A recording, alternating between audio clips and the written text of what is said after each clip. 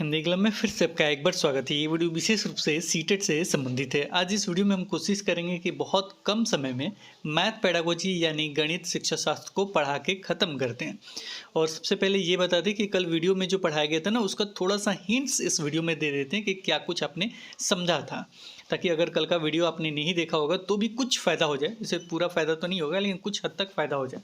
तो हमने पढ़ा था वैन हीले का ज्यामितीय स्तर, जो टोटल 5 है, जो जीरो से स्तर 0 से शुरू होता है और 4 तक जाता है। इसको 4 कर लीजिएगा, 4 तक जाता है। नाम याद कर लीजिए। पहले का मानसिक चित्रण स्तर होता है, अंग्रेजी में देखिएगा विजुअलाइजेशन मिलेगा। इसमें क्या होता है, दिखावट के स्तर पे। तो दिखावट शब्द ढूंढिए, उसमें देखने वाला शब्द उसमें ढूंढिए, पहचानने वाला शब्द ढूंढिए। जैसे समोसा को देखा उसने, तो त्रिभुज जैसा ट्रायंगल जैसा बनाया, त्रिभुज के साथ उसको मैच करा दे रहा है, तो ये क्या हो गया, देखने वाला। दूसरा अगर बात किया जाए तो एनालिसिस होता है अंग्रेजी में, हिंदी में विश्लेषणात्मक या विश्लेषण शब्द यूज करेगा। ये गुण, उसका गुण के आधार पे अंतर करेगा। गुण शब्द उसमें ढूंढिएगा तो समझिए किसके साथ जा रहा है, विश्लेषण के साथ, एनालिसिस के साथ जा रहा है। या एक या दो विशेषताओं पे ध्यान दीजिएगा, एक या दो विशेषता बताते हुए उसका अलग अलग कर पा रहा है कि ये कर दिया, वो कर, मतलब अलग कर दिया, पहचाने, विशेषता के आधार पे अलग कर रहा है, पहचान रहा है, देख रहा है उसको, तो क्या हो जाएगा, विश्लेषण हो जाएगा। अनौपचारिक को दूसरे नाम से जानते हैं हम संबंध। इसका अंग्रेजी में देखिएगा रिलेशन मिलेगा, संबंध यानी रिलेशन मिलेगा। तो ये कब होता है, तो ये होता है आपका तब जब आप कोई एक चीज़ को दो चीज़ों से या एक से अधिक, मतलब कोई एक वस्तु है, जैसे वर्ग हमने देखा, उस इसके साथ किसी और के साथ कंपेयर कर रहे हैं, तुलना कर रहे हैं या संबंध बना रहे हैं कि वर्ग इनके साथ, इनके जैसा भी दिखता है, एक या दो के साथ इनके जैसा ही भी दिखता है, कोई ये संबंध हो गया। या उसमें ढूंढिए संबंध, तो समझ जाइए ये होगा अनौपचारिक वाला। तीसरे से संबंधित क्वेश्चन वगैरह ज़्यादा नहीं पूछे जाते, ना पूछे गए हैं। स्तर 3 क्रम संख्या देखा जाए तो 4 है, ये औपचारिक है। तो ये क्या होता है, सिद्धांत जो सिद्ध करने से संबंधित होता है। ये पूछा नहीं गया, लेकिन सिद्ध वगैरह की चर्चा हो गई तो इसको मारिएगा। और लास्ट में है ध्रुवता। क्या है ये, ध्रुवता? ये अमूर्त रूप से चिंतन करना और गणितीय संबंधों को समझना है, ये लास्ट स्टेज है। इसको ध्रुवता की जगह पे दृढ़ता वगैरह भी शब्द इस्तेमाल किया गया है। चलिए आगे बढ़े। चलिए, तो आगे हमें जो आज का वीडियो शुरू करना था, थोड़ा सा पीडीएफ में हमने चेंज कर दिया ताकि जो जो इंपॉर्टेंट है वो पहले मैं आपको पढ़ा दूं। एक शब्द आजकल इस्तेमाल हो रहा है, जो पूछा जा रहा है, जियोजेब्रा। जियोजेब्रा क्या है, तो जियोजेब्रा एक सॉफ्टवेयर है। और सॉफ्टवेयर पे याद रखिएगा कि कोई अगर अंधा व्यक्ति है, अंधा मतलब जिसको दिखाई नहीं देता है, व्यक्ति मतलब कहने का मतलब छात्र के सेंस में देखिएगा, दृष्टिबाधित है, शब्द इस्तेमाल किया जाएगा, अंधा नहीं, दृष्टिबाधित, यानी उसको देखने में परेशानी है। तो दृष्टिबाधित अगर है, को इस सॉफ्टवेयर का प्रयोग वो नहीं कर सकता है। क्वेश्चन उससे संबंधित डील करेंगे। फिलहाल जियोजेब्रा के बारे में जान लीजिए कि जियोजेब्रा जो सॉफ्टवेयर होता है, गणित का सॉफ्टवेयर है, जो क्या क्या करता है, तो ज्यामिति का कार्य, बीजगणित का कार्य, स्प्रेडशीट का कार्य, रेखांकन, सांख्यिकी, कलन यानी कैलकुलस होगा, सिखाया जाता है। इतना सारे चीज़ सिखाए जाते हैं, नोट कर लीजिए। ज्यामिति, स्प्रेडशीट, रेखांकन, सांख्यिकी, कलन यानी कैलकुलस वगैरह सिखाया जाता है। किससे सिखाया जाता है, एक सॉफ्टवेयर होता है जिसका नाम जियोजेब्रा है। क्या नाम है, जियोजेब्रा। जियो मीन्स क्या हो गया, समझिए, जियो का मतलब हो गया ज्यामिति। जियो का मतलब क्या हो गया, जैसे जियो जैसे ज्यामिति, ज्यामिति के साथ जाएगा। फिर जेब्रा भी है इसमें, क्या है जेब्रा, तो आप लोग कहते हैं ना बीजगणित वगैरह, तो ये ज्यामिति भी हो गया, बीजगणित भी हो गया, स्प्रेडशीट, रेखांकन, सांख्यिकी, कैलकुलस, तो ये सारी चीज़ रहेंगी। याद रखिए, थोड़ा सा नाम से ही स्पष्ट होगा, बीजगणित है, जियोजेब्रा है, तो बीजगणित है, ज्यामिति है, तो ये सारी चीज़ किससे होगी, जियोजेब्रा है, जो एक सॉफ्टवेयर है। इसमें अब क्वेश्चन कैसे पूछेंगे, तो क्वेश्चन एक पूछा गया था, निम्नलिखित में से कौन सा एक गतिशील यानी सक्रिय गणित सॉफ्टवेयर है जो ज्यामिति, बीजगणित, स्प्रेडशीट, रेखांकन, सांख्यिकी और कलन यानी कैलकुलस के एक साथ उपयोग करने हेतु आसान पैकेज में आता है। तो कौन सा है बाबू, जियोजेब्रा। कुछ करना है, देखना है, टिक करना है, याद रखिए। अगला, जियोजेब्रा सॉफ्टवेयर की मदद से छात्र एक डैश के माध्यम से ज्यामिति की सभी अवधारणाओं को सीख सकते हैं। कौन कौन से अवधारणाओं को सीख सकते हैं, तो याद रखिएगा, इसमें जब भी अन्वेषण की चर्चा, खोजपूर्ण वगैरह की चर्चा हो, वही दृष्टिकोण इसमें टिक होगा। बाकी सब पूछताछ आधारित क्लोज होगा। पूछताछ आधारित सॉफ्टवेयर में क्या पूछताछ कीजिएगा, तो खत्म। परियोजना आधारित, परियोजना वगैरह व्याख्या वगैरह क्या होगा, सॉफ्टवेयर है ये, वो खोजपूर्ण दृष्टिकोण होता है। ठीक है, तो ये हो गया इसका टिक। अगला, जियोजेब्रा सॉफ्टवेयर के सहायता से विद्यार्थी जो होते हैं ज्यामितीय अवधारणाओं को अधिगम कर सकते हैं डैश के माध्यम से। किस तरीके से, तो यहाँ पे देखिएगा, अन्वेषण यहाँ मिल गया, तो देखना है, टिक करना, अन्वेषण हो, और इसके अतिरिक्त देखा जाए तो यहाँ आपने खोजपूर्ण अन्वेषण, खोजपूर्ण वगैरह देखा जाए ये मिलेंगे सब, उसको टिक करना होगा। बाकी व्याख्यान देखिए, काट दीजिए, व्याख्यान यहाँ भी मिला था, परियोजना यहाँ भी मिला था, परियोजना यहाँ है, यहाँ औपचारिक निगमन था, वही पूछताछ दृष्टिकोण लगभग। तो ये हो गया आपका, इससे इसको मिला दीजिए, ऐसे करके देख के ही मिला देना था केवल, तो इसमें एक बच जाता है, उसमें भी एक बच जाता है, दोनों को टिक करना था। एक और सॉफ्टवेयर का जिक्र हो रहा है जो आजकल ज़्यादा हो रहा है, सिमुलेशन सॉफ्टवेयर। सिमुलेशन सॉफ्टवेयर क्या होता है ना, इसका प्रयोग एक ही परिमाप वाले विभिन्न आकार ढूंढना सिखाया जाता है। एक ही परिमाप वाले, परिमाप क्या होता है, जैसे अगर मैं बात करूं, परिमाप मीन्स हो गया उसका आकृति जो बनावट होता है। जैसे मैं कहूं ये हो गया ऐसे, अब ये कैसा दिख रहा है, और ये हो गया ऐसे, ये कैसा दिख रहा है, ये थोड़ा सा ऐसे होना चाहिए, ये चरकुट्टा जैसा मान लीजिए। तो ये जो ऐसे बना हुआ है, तो ये कैसा दिख रहा है आपका, ये कैसा राय दिख रहा है, ये कैसा दिख रहा है, ये कहिएगा कि सर ये तो हमें वर्ग दिख रहा है। तो यहाँ पे क्या होता है ना, अगर इसका परिमाप की जो चर्चा करूँ मैं, तो यहाँ पे देखिए ये जो लाइन है, इसका ये लाइन, ये दूरी, फिर ये दूरी, फिर ये दूरी, और फिर ये दूरी, तो ये पूरा दूरी जो होता है, ये पूरा दूरी को हम लोग क्या करते हैं, परिमाप करते हैं। मान लीजिए ये 2 हो गया, फिर ये 2 हो जाएगा, क्योंकि हमने समझने की भुजा क्या होती है, बराबर होती है। ये मान लीजिए आपका 1 है, तो ये भी क्या हो जाएगा, 1 हो जाएगा। को अगर पूरा परिमाप इसका बात करें तो कितना हो जाएगा, 2 2 4 5 1 6, यानी परिमाप कितना है इसका निकाला जाएगा, आयत का 6 हो जाएगा। इसका सब भुजाएं बराबर है, इसका 2 होगा तो इसका भी 2 होगा, इसका भी 2 होगा तो इसका भी, क्योंकि वर्ग का प्रत्येक भुजा क्या होता है, बराबर होता है। इसका निकालोगे कितना हो जाएगा, ये 6 हो जाएगा।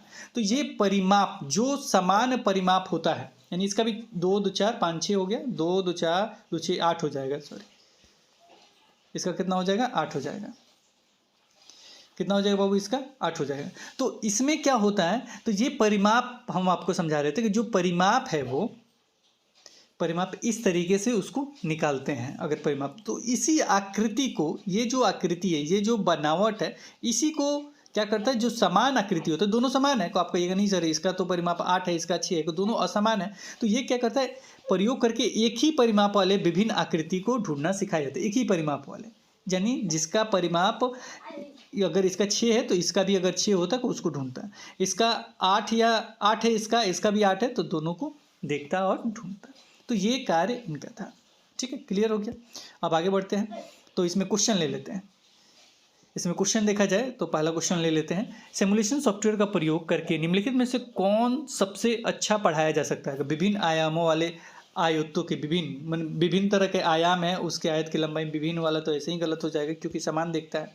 5 के गुणज की पहचान करने के लिए गिनती वगैरह का ये भी कट जाएगा। समान परिमाप वाले विभिन्न आकृतियों को खोजना, विभिन्न आकृतियों को जो समान परिमाप वाली है उसको खोजना है, तो ये हो जाएगा 3 नंबर सही। तो इसका करेक्ट आंसर क्या हो जाएगा बाबू, 3 नंबर। देखना है, केवल टिक करना है, केवल समझ लीजिए ये क्वेश्चन आ रहा है। सिमुलेशन सॉफ्टवेयर का उपयोग करते हुए निम्नलिखित में से क्या सबसे अच्छी तरह सिखाया जा सकता है, क्या सबसे अच्छी तरह सिखाया जा सकता है। यहाँ पे इन्होंने दिया है, एक तो दिया है इन्होंने स्थानीय मान, फिर दिया अंकित मान। अच्छा, स्थानीय मान और अंकित मान दोनों में अंतर आपको पता है क्या होता है? अच्छा, एक मैंने रखा है स्थानीय मान और अंकित मान को, एक एग्जाम्पल में रखा है, मैं पढ़ा भी दूंगा स्थानीय मान क्या होता है, अंकित मान क्या होता है, दोनों में अंतर क्या है। चाहे यहाँ मैं पढ़ा देता हूँ ताकि बाद में कहीं नहीं मिलेगा तो फिर दिक्कत हो जाए। जैसे मैं अगर मैं कहूँ 6 7 8 ये संख्या है और 6 का स्थानीय मान भी निकालिए और अंकित मान भी निकालिए। कमेंट सेक्शन में बताइए किसका कौन सा आंसर होगा, स्थानीय मान का क्या। अब छोड़िए वो सब बाद में, क्योंकि आपका एग्जाम है। तो यहाँ पे देखा जाएगा 6 का जो स्थानीय मान है अगर निकालेंगे तो कितना हो जाएगा बाबू को, यहाँ पे हो गया 6 और इसके बाद कितना संख्या है, 2 संख्या है, यानी कितना जीरो बैठेगा 2। तो 6 का स्थानीय मान 6 7 8 में जितना संख्या उतना देख लीजिए, 6 7 8 में 6 का स्थानीय मान निकालूंगा तो 600 हो जाएगा। 7 का स्थानीय मान निकालूंगा तो कितना हो जाएगा बाबू, तो 7 के बाद कितना अंक है, तो 1 है सर, तो 7 पे कितना जीरो बैठेगा, 1 बैठेगा। यहीं पे मान लीजिए एक और अंक में चढ़ा देता हूँ, एक और 8 लिख देता हूँ। अब 6 7 8 8 का, इसमें 6 का स्थानीय मान कितना हो जाएगा, तो कितना अंक है, 1 2 3, 3 अंक है, 3 जीरो बैठा दूंगा, 6 का स्थानीय मान हो गया। अब मैं इसी पे कहूँ कि एक बात बताइए, आप अंकित मान निकालिए 6 का, तो डायरेक्ट अंकित मीन्स क्या होता है, अंकित ये जातीय मान होता है, वही संख्या का अंकित मान कितना हो जाएगा, 6 हो जाएगा। अंकित मान कितना हो जाएगा, 6 हो जाएगा। और 7 का मैं अंकित मान निकालूंगा तो 7 हो जाएगा। 8 का अंकित मान निकालूंगा तो 8 हो जाएगा। वैसे 2 8 हो गया है, तो इसको 9 कर देता हूँ, वैसे 8 ही होगा। 8 का अंकित मान निकालूंगा तो 8 ही होगा, स्थानीय मान पे तो प्रभाव पड़ेगा, 8 ही होगा चाहे जितना जगह हो। ठीक है, तो 8 का अंकित मान कितना हो जाएगा, 8 हो जाएगा। अब इसको अंग्रेजी में क्या कहते हैं, अंकित मान को कहते हैं हम फेस वैल्यू। जातीय मान या अंकित मान इसको कहते हैं फेस वैल्यू, स्थानीय मान को कहते हैं हम लोग प्लेस वैल्यू। तो प्लेस मीन्स क्या होता है, कितने स्थान पे है। प्लेस मीन्स क्या होता है, कितने स्थान पे। क्लियर हो गया। चलिए आगे बढ़ते हैं। इसमें देखिए क्या है, सिमुलेशन सॉफ्टवेयर का उपयोग करते समय निम्नलिखित में से सबसे अच्छी तरह सिखाया जा सकता है। तो पहला तो नहीं सिखाया जा सकता है, खत्म। अलग अलग विमाओं वाले आयतों के लिए अलग अलग हो गया, तो ये भी खत्म। इसके बाद लिखा गया विभिन्न वस्तुओं के वजन की तुलना करना। अब विभिन्न आ गया शब्द, ये भी हट गया। अब बच गया क्या, तो एक बच गया, दर्शाना कि किसी श्रृंखला में तीसरी आकृति को बदलने से किस प्रकार 10वीं आकृति भी बदल जाएगी। किस प्रकार 10वीं आकृति भी बदल जाएगी। तो देखा जाए तो ये तो सम्मान किया था ना, तभी तो वो आकृति के बारे में चर्चा कर रहा है कि वो आकृति बदल जाएगी। तो इसका देखा जाएगा 2 का 4 नंबर होगा। इसमें विभिन्न शब्द लगाया इन्होंने भी, इसमें क्या करा, विभिन्न अलग अलग बीमारियों के कारण दोनों खत्म हो गया। इसमें विभिन्न संख्या लगाया, साथ में स्थानीय मान और अंकित मान का जिक्र किया। वो केवल देखना कि किसमें एक जैसा समान का चर्चा कर रहा है। एक और आते हैं, वो है अबेकस, जिसे गिनतारा के नाम से भी जानते हैं। इसमें क्या क्या होता है, तो इसमें होता है वो पढ़ लीजिए, गिनती, जोड़, घटाव और स्थानीय मान। देखिए यहीं पे तो होगा, स्थानीय मान को प्लेस वैल्यू कहते हैं और जातीय मान को क्या कहते हैं हम लोग, जातीय मान या अंकित मान को फेस वैल्यू कहते हैं। ये होता है प्लेस वैल्यू और ये होता है फेस वैल्यू। दोनों क्लियर हो गया। अब दोनों का कैसे निकालेंगे, जैसे 700 का हमने निकाला था, 7, 8, 9 का निकाला था, तो 7 का निकालना हो तो 700 हो जाएगा, और अंकित मान 7 का इसमें निकालना हो तो 7 ही हो जाएगा। यानी ये जातीय मान या अंकित मान या फेस वैल्यू। क्लियर, काफ़ी है। गिनतारा में देख लिया, अबाकस 2-3 लाइन लिखा हुआ, पढ़ लीजिए, केवल याद कर लीजिए।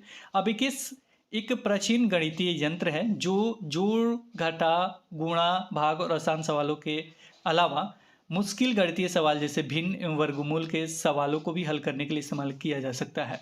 विशेष रूप से इकाई, दहाई तथा अन्य के स्थानों को प्रदर्शित करने में इसका उपयोग करते हैं। अब एक क्वेश्चन है, क्वेश्चन यह है कि दृष्टिबाधित विद्यार्थियों के लिए निम्नलिखित में से किसका प्रयोग गणित शिक्षण अधिगम के साधनों के रूप में किया जा सकता है। अब इसमें किसका प्रयोग किया जा सकता है, ऑप्शन आपके सामने है, बताइए किसका।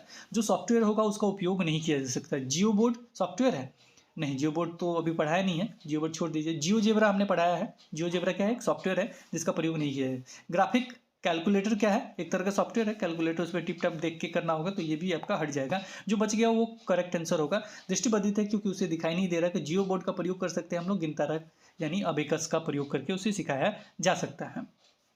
मैंने प्रयोग गणित शिक्षण अधिगम के साधनों के रूप में किया जा सकता है। तो इसमें जो आपका ए और सी है वो बिल्कुल करेक्ट है, 2 नंबर पे ए सी वो बिल्कुल करेक्ट है।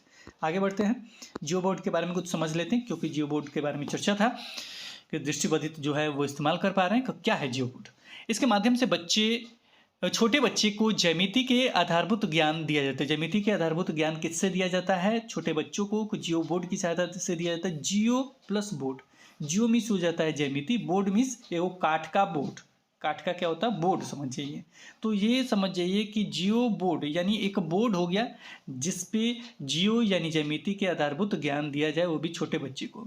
इसमें एक और चीज़ याद रखिएगा कि ये 2 डायमेंशनल पे कार्य करता है, यानी 3 डायमेंशनल पे कार्य ये नहीं करेगा। 2 डायमेंशनल क्या होता है, 3 डायमेंशनल क्या होता है, जैसे अगर मैं खेत की लंबाई चौड़ाई निकालने के लिए कहूँ कि ये 2 डायमेंशनल है, क्योंकि लंबाई और चौड़ाई है। अगर मैं यहाँ पे ऊंचाई की चर्चा करूँ, ऊंचाई यानी इसमें ऊंचाई भी अगर लगा दूँ, लंबाई, चौड़ाई, ऊंचाई भी अगर इसमें लगा दूं, तो समझिए ये 3 डायमेंशन है। जैसे अभी प्रिंटर से पेज पे प्रिंट होता है 2 डायमेंशन में, अभी जो नया प्रयोग हो रहा है वो 3 डायमेंशन में, यानी ऊंचाई भी आ रहा है। जैसे आपका कॉफ़ी का ग्लास है ना, उस तरीके से वो प्रिंट हो जाएगा, कॉफ़ी आपका बन जाएगा। तो ये 3 डायमेंशन अभी प्रिंटर से उपयोग हो रहा है, मैंने बन भी रहा 3 डायमेंशन, यानी उसमें ऊंचाई भी आ जा रहा है। नहीं पहले क्या होता है, 2 डायमेंशन लंबाई और चौड़ाई में ही प्रिंट वगैरह होता था। इसमें भी वही है, जियो बोर्ड का होता है 2 डायमेंशन पे कार्य करता है।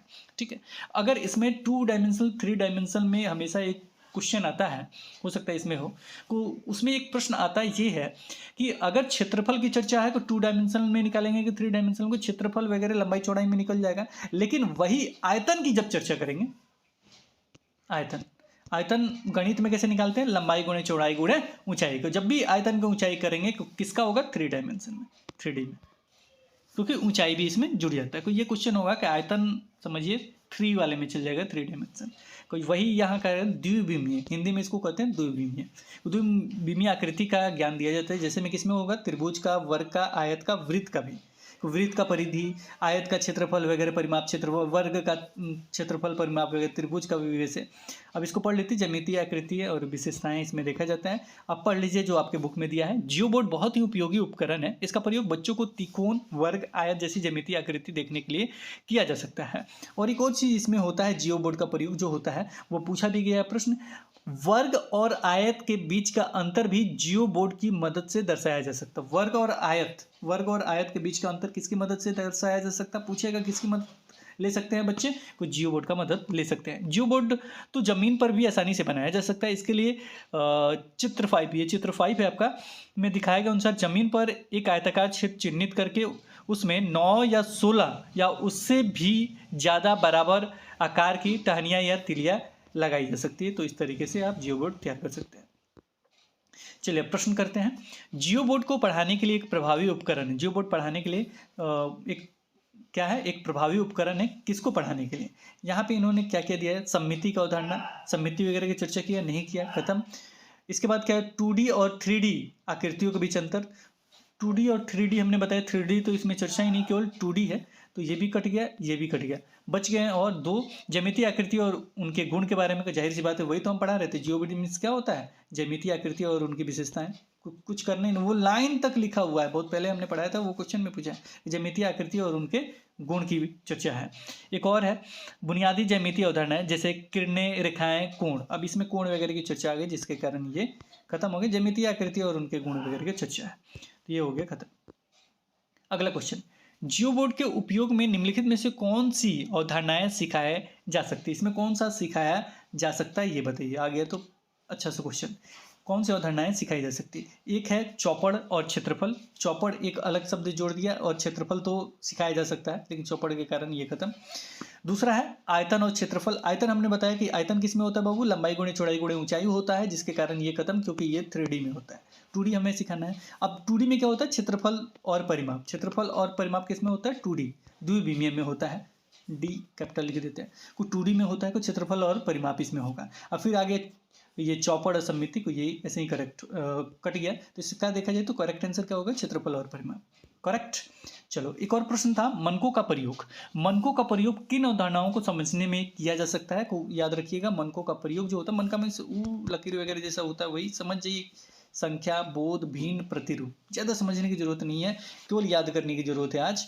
मनकों का प्रयोग संख्या, बोध, भिन्न, प्रतिरूप। संख्या, बोध, भिन्न, प्रतिरूप, 3 चीज में इसका उपयोग होता है। अगले क्वेश्चन, अगला पॉइंट पे चलते, संख्या चार्ट। संख्या चार्ट और संबंधित गतिविधियां। चार्ट गणित पढ़ाने का एक बहुमुखी उपकरण है। क्या पढ़ाने का, गणित पढ़ाने। चार्ट, संख्या चार्ट में संख्या का एक चार्ट दिया रहता है वही। इसका उपयोग संख्या, पैटर्न, संख्याओं को आपसी संबंध, संक्रियाएं और समस्या समाधान से संबंधित गतिविधियां आदि पर कक्षा 1 से कक्षा 5 के बच्चों के साथ कार्य किया जा सकता है। लेकिन इसमें एक चीज याद रखिएगा कि जब भी संख्या चार्ट का चर्चा हो और उसमें दृष्टिबाधित शब्द लगा हुआ है, तो याद रखिएगा तो साधनों के रूप में नहीं किया। गणित में कक्ष में दृष्टिबाधित के लिए इसका प्रयोग शिक्षा साधनों के रूप में नहीं किया जा सकता। दृष्टिबाधित इसका उपयोग नहीं कर सकते। क्यों नहीं कर सकते, क्योंकि एक ऐसे बना हुआ रहता है, और इस ऐसे करके, मतलब हम ये संख्या दर्शा नहीं रहे, ऐसे करके चार्ट बना रहता है, इसमें संख्या रहता है, तो इसको दृष्टिबाधित नहीं समझ सकते कि कौन कहाँ क्या है, किस तरह का संख्या है, पैटर्न क्या है, आपसी संबंध इसका 1 2 3 4 5 जैसे लिखा हुआ, वैसे कैसे क्या क्या करना है, तो दृष्टिबाधित देख के ही करेंगे। दृष्टिबाधित को देख नहीं सकते, इसलिए देख के करना होता है, तो ये उपयोग नहीं कर सकते हैं। आगे, पैमाना तथा माप। कक्षा 3 में पाठ 11 में जगमग में मापने में इसका उपयोग किया गया है, जैसे दूध मापने में।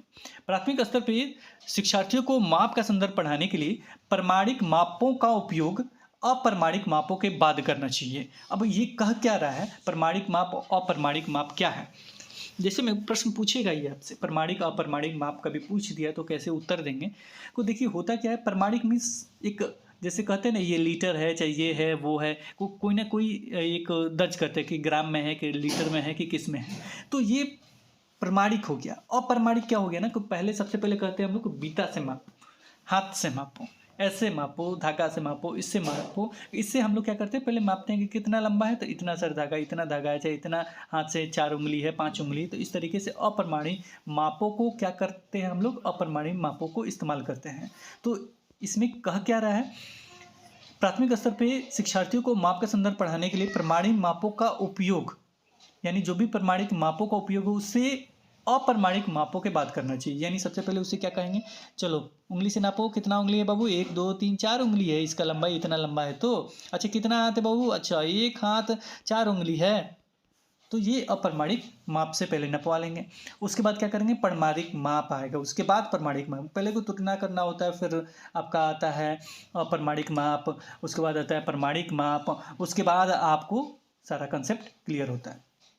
वही चीज़ यहाँ पे लिखा भी गया, एक लाइन का है, पढ़ लीजिए। प्रमाणिक मापों का उपयोग, अप्रमाणिक मापों की बात करें, पहले अप्रमाणिक माप फिर प्रमाणिक।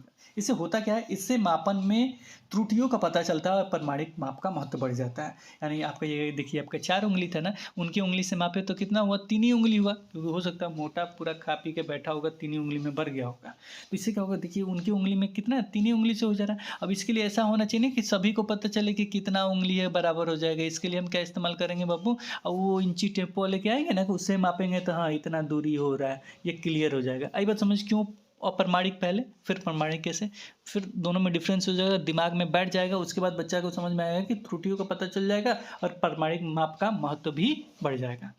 चलिए आगे बढ़ते हैं। मोतियों की माला, कक्षा 2 में पाठ 12 में लेना और देना में जोड़ और घटाव इसकी सहायता से सिखाया जाता है। गणित सीखने में भी इसका उपयोग होता है तथा वर्ग 3 में भी इसका प्रयोग किया गया है। बस गिनती वगैरह सिखाने में प्रयोग होता है, काफ़ी है।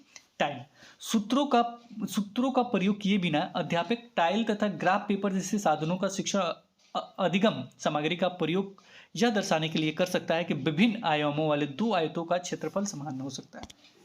पढ़िएगा ध्यान से, टाइल का प्रयोग किसमें कर रहा है, विभिन्न आयामों वाले 2 आयतों का क्षेत्रफल समान हो सकता है। इसके लिए किसका प्रयोग हम कर सकते हैं, को टाइल का प्रयोग हम लोग कर सकते हैं। आयत 25 टाइल को सभी संभव आयताकार व्यूहों में व्यवस्थित करने के लिए निम्नलिखित मतलब गणितीय अवधारणाओं को संबोधित किया जा सकता है। क्या क्या, तो उसमें क्या क्या हो सकता है, 25 टाइल मतलब आयताकार व्यूह में रचना कर रहे हैं, आयत के रूप में रचना कर रहे हैं, तो उससे क्या क्या अवधारणा क्लियर होगा। एक तो उसका क्षेत्रफल निकल जाएगा, दूसरा परिमाप निकल जाएगा। इसमें देखिए कैसे लिखा है, क्षेत्रफल हो गया, गुणनखंड हो गया, परिमाप हो गया।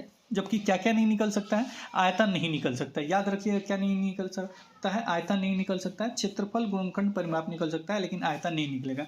आयतन क्यों नहीं निकलेगा, क्योंकि त्रिविमीय आकृति में पाई जाती है, क्योंकि इसका होता है लंबाई चौड़ाई ऊंचाई, और खेत का चाहे किसी टाइल वगैरह में क्या होता है, ऊंचाई नहीं होता है, लंबाई चौड़ाई होता ही है। खेत वगैरह किसी का भी निकलने लंबाई चौड़ाई ही देखते हैं, ऊंचाई 3D में देखेंगे। ठीक है, तो ये क्वेश्चन पूछा जाता है कि इस तरीके से आप ध्यान से देखिएगा, आयतन को बाहर निकाल दीजिएगा। इसका मुख्य कारण है कि टाइल प्रायः वर्गाकार होती है। वर्ग में क्षेत्रफल, गुणनखंड और परिमाप तीनों निर्धारित होते हैं। वर्ग में क्या क्या निर्धारित होता है, क्षेत्रफल, गुणनखंड और परिमाप तीनों निर्धारित होते हैं। आगे प्राथमिक स्तर पे 3 ग्राम बिंदु का खेल, प्रतिरूप इत्यादि का प्रयोग स्थानीय समझ, ये सबका उपयोग किस रूप में, स्थानीय समझ की योग्यता वृद्धि करने के लिए शिक्षा विद्यार्थियों की सहायता करते हैं। एक आता है और जो महत्वपूर्ण है, डिन्स ब्लॉक। डिन्स ब्लॉक से क्या क्या होता है, वैसे पढ़ लीजिए, जोड़, घटाव, गुणा, भाग और क्या, स्थानीय मान। पढ़िए अब इसमें डाइनिस ब्लॉक्स या डिन्स ब्लॉक जो भी हो, प्रयोग गणितीय संक्रियाओं, जैसे गणितीय संक्रिया कौन कौन है, जोड़ना, घटाना, गुणा, भाग। जोड़ना, घटाना, गुणा, भाग, ये पूछा गया है। जोड़ना, घटाना, गुणा, भाग क्या है, गणितीय संक्रिया है। और घटाना को व्याकलन के नाम से भी जाना जाता है। याद रखिए, घटाना को किस नाम से जाना जाता है, व्याकलन के नाम से। कुछ जोड़ना, घटाना, गुणा, भाग है। कुछ छात्रों को बुनियादी गणितीय अवधारणाओं को सिखाने के लिए किया जाता है। बुनियादी गणितीय अवधारणाओं को सिखाने के लिए इसका प्रयोग किया जाता है। इसमें छात्र संख्या पैटर्न को व्यक्त करने के विभिन्न तरीकों से ब्लॉक में संक्रिया कर सकता है। याद रखिएगा वही चीज़ यहाँ लिखा गया है, बस कुछ चीज़ें और क्लियर करने के लिए हमने लिखा है। जोड़, घटाव, गुणा, भाग, स्थानीय मान किससे निकलेगा, इस ब्लॉक से निकलेगा। चलिए, ब्लॉक क्या होता है ये, अभी ये देखिए, इतना छोटा छोटा टुकड़ा बहुत सारा आपको दे दे तो यही ब्लॉक तो होता है। अब इसी को सजा के जो करना है कीजिए, इसी तरह का होता है। चलिए आप पढ़िए, निम्नलिखित में से कौन सी संकल्पनाओं को डाइनिस ब्लॉक के उपयोग द्वारा पढ़ाया जा सकता है, क्या करवाया जा सकता है बताइए। अब इसमें देखिएगा तो भिन्न है, इसमें देखिएगा तो क्या है, आयतन है, इसमें देखिएगा तो भिन्न है, तो ये तीनों का हो गए खत्म, ये कट गया कट गया कट गया, बचिए क्या, योग स्थानीय मान व्यकलन, योग स्थानीय मान व्यकलन। इसमें भी देखिए क्या लिखा है हमने, योग मतलब क्या होता है, जोड़ बाबू होता है, व्यकलन मीन्स क्या होता है, घटाव होता है, कहाँ गया घटाव, घटाव होता है, स्थानीय मान मतलब स्थानीय मान लिखा ही है, क्लियर हो गया। स्थानीय मान को हम लोग क्या कहते हैं, प्लेस वैल्यू कहते हैं, क्या कहते हैं, place value, PLAC, place value. अंकित मान को क्या कहते हैं, फेस वैल्यू। अंकित मान वही संख्या होता है जो संख्या पूछ रहे, जैसे कितना हो बड़ा संख्या हो, 10 20 30 40 50 60 70 80 90 100, इसमें 7 का स्थानीय मान बताइए, 7 का स्थानीय मान, 7 का अंकित मान 7 हो जाएगा। और वही 8 6 7 8 में 8 नहीं 9 रखिए, नहीं तो फिर दो संख्या हो जाएगा तो फिर गड़बड़ हो जाएगा, देखिएगा एक ही संख्या होगा। अब इसमें कहेगा कि इसमें 6 का स्थानीय मान कितना है, तो 6 का स्थानीय मान 6 पे 2 0। अब मान लीजिए इसमें पूछेगा, मान लीजिए दो संख्या एक ही जैसा हो गया, अब पूछेगा 8 का स्थानीय मान कितना होगा, तो इसमें कैसे करेगा कि दो, इसमें 8 है कि दोनों का स्थानीय मान का योग कितना होगा, इस तरह का प्रश्न पूछेगा। तो फिर इसका निकालिएगा, फिर इसका निकालिएगा, फिर जोड़ के बता दीजिए। चलिए यहाँ पे हम लोग थे कि इसका करेक्ट आंसर ये हो गया। चलिए अगला प्रश्न, निम्नलिखित में से कौन सी अवधारणा डिन्स ब्लॉक का उपयोग करते हुए नहीं पढ़ाया जा सकता, ये बताइए। तो यहाँ पे कौन कौन सा पढ़ाया जा सकता है बाबू, यहाँ पे पढ़ाया जा सकता है स्थानीय मान हमने बताया, संख्याओं का योग पढ़ाया है हमने, गुणन पढ़ाया है, बाकी सब पढ़ते रहिए। गुणन मीन्स गुणा पढ़ाया है, योग पढ़ाया, स्थानीय मान पढ़ाया। जो नहीं हमने पढ़ाया है वो क्या है, प्रायिकता। प्रायिकता होता क्या है, प्रायिकता होता है जैसे मैं लूडो छक्का आप लोग खेलते हैं ना, तो वो नहीं होता कि ऐसे फेंक दिए तो पता नहीं क्या आएगा, कोई ये होता है प्रायिकता। क्लियर हो गया, प्रायिकता वैसे आएगा, को टिक कर दीजिएगा। इसमें भी क्या हो जाएगा, प्रायिकता हो जाएगा, लेकिन संख्याएं और स्थानीय मान एक साथ दिया है, इसलिए हमने ये भी प्रश्न रखा। निम्नलिखित में से डिन्स ब्लॉक का प्रयोग करके किन अवधारणाओं को नहीं पढ़ाया जा सकता है, तो वो है प्रायिकता। ठीक है, बाकी सब पढ़ाया जाता है, याद रखिए। अगर ये वीडियो फास्ट दिख रहा होगा, 3 डॉट है, तीनों डॉट पे मेरा स्पीड स्लो कर लीजिएगा, और फास्ट करना चाहते हैं तो वहाँ पे और फास्ट, नॉर्मल के नीचे वाला दबाइएगा, और नॉर्मल के ऊपर वाला स्पीड जहाँ होता है वहाँ पे क्लिक करने के बाद सेटिंग के बाद जाइएगा, स्पीड वगैरह क्लिक करके कर लीजिएगा अपने अनुसार। एक और क्वेश्चन, एक विद्यार्थी योग की समस्या को निम्नलिखित विधि से हल करता है, किया क्या है इसने, तो ये जो जोड़ है इसको नहीं आता है, ये वाला जोड़ है इसको नहीं आता है। किया क्या है, को 3 और 8 कितना होता है, 8 3 11 होता है, 11 लिख दिया, फिर 5 3 8 होता है, 8 लिख दिया, फिर 2 1 3, यानी हार्सिल वाला जोड़ नहीं आ रहा है। तो हार्सिल वाला जोड़ जो कहते हैं ना, हार्सिल वाला मतलब एक उधार लेके जोड़ते हैं ना, एक यहाँ बचा 11 है तो एक इसमें जुड़ जाएगा, ये 9 होना चाहिए, 3 9 1 होता है, इसका जोड़ अगर वास्तविक रूप से देखें तो ये उसको नहीं आ रहा है। तो ये नहीं आ रहा जोड़, तो किसका प्रयोग करेंगे, कि याद रखिएगा, अगर तकनीक वगैरह का बात करेगा तो डिन्स ब्लॉक का करेंगे, अगर तकनीक वगैरह का जिक्र नहीं करेगा, पुनर्समूहीकरण जो होता है उसका उपयोग करेंगे, पुनर्समूहीकरण। तो अभी देखिए इसमें तकनीक का चर्चा, दोष सुधारने के लिए कौन सी तकनीक दर्शाता है, उसी प्रश्न को बार बार दोहराएंगे, बिल्कुल गलत।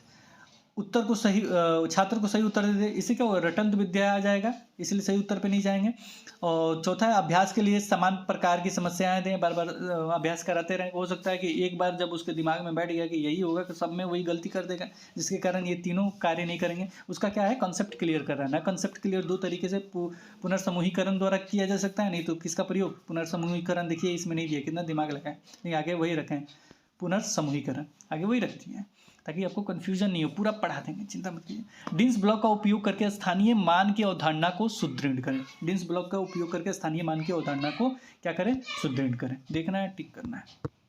समूहीकरण, पुनर्समूहीकरण, पुनर्समूहीकरण के द्वारा योग के कौशल, पुनर्समूहीकरण यानी हासिल उधार होता है। ये याद रखिए, पुनर्समूहीकरण किस में आएगा, केवल जोड़ में आता है। किस में आएगा, जोड़ में आएगा। घटाव वाला हम आगे बताएंगे, इसके ठीक नीचे ही शायद रखें, तो जोड़ वाला पहले सीख लीजिए, उसके बाद घटाव वाला का। हासिल वाले 2 अंकों की संख्याओं के जोड़ में कठिनाई का सामना करना हो, यह बताता है कि विद्यार्थी को पुनर्समूहीकरण में समझ का क्या है, अभाव है। अभाव वाले को देख के टिक मत कीजिएगा, लेकिन ये करना है, ये शब्द ढूंढिएगा और टिक कर देना है।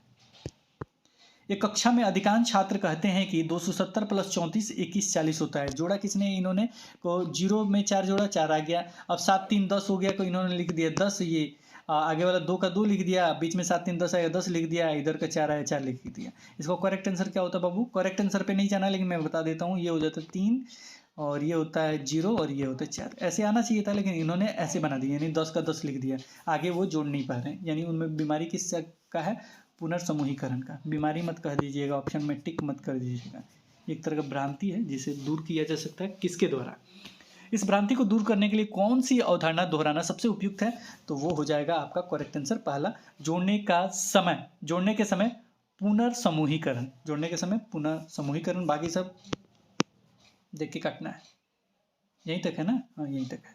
अगला क्वेश्चन ठीक वैसे ही, कक्षा में अधिकांश विद्यार्थी ने कहा कि 360 प्लस 55, वैसे ही जोड़ा है, 11 बीच में आ गया है तो 11 लिख दिया और 5 के बराबर है। निम्नलिखित में से कौन सी अवधारणा सुदृढ़ करना इस त्रुटि के सुधार के लिए सर्वाधिक उपयुक्त है? फिर देखिए कहीं लिखा है पुनः समूहीकरण, लिख दिया, टिक कीजिए, आगे बढ़िए। बाकी सब आप पढ़ते रहिएगा, मेरे पास टाइम नहीं है, आपके पास भी टाइम नहीं है। अगला क्वेश्चन 3, एक शिक्षक ने अपनी कक्षा में छात्रों को 75 से 5 घटाने को कहा। कक्षा के 70% छात्रों ने कहा 25, उन्होंने यह गणना इस प्रकार दी गई। अच्छा, इन्होंने क्या किया है ना, ये फर्स्ट वाले से इसको नहीं घटा के 7 में से 5 घटा दिए। 75 में से इन्होंने क्या किया, 5 ऐसे घटा दिया, इसको छोड़ दिया, तो 7 में से ये 2 बच गया, इधर हो गया 5, यानी उसको घटाव नहीं आ रहा है। अब घटाव नहीं आ रहा तो इसका मतलब आप ये मत कर दीजिए उसको घटाव आता ही नहीं है, नहीं तो फिर सीटेट में टिक कर दें तो दिक्कत हो गया। इस भ्रांति को दूर करने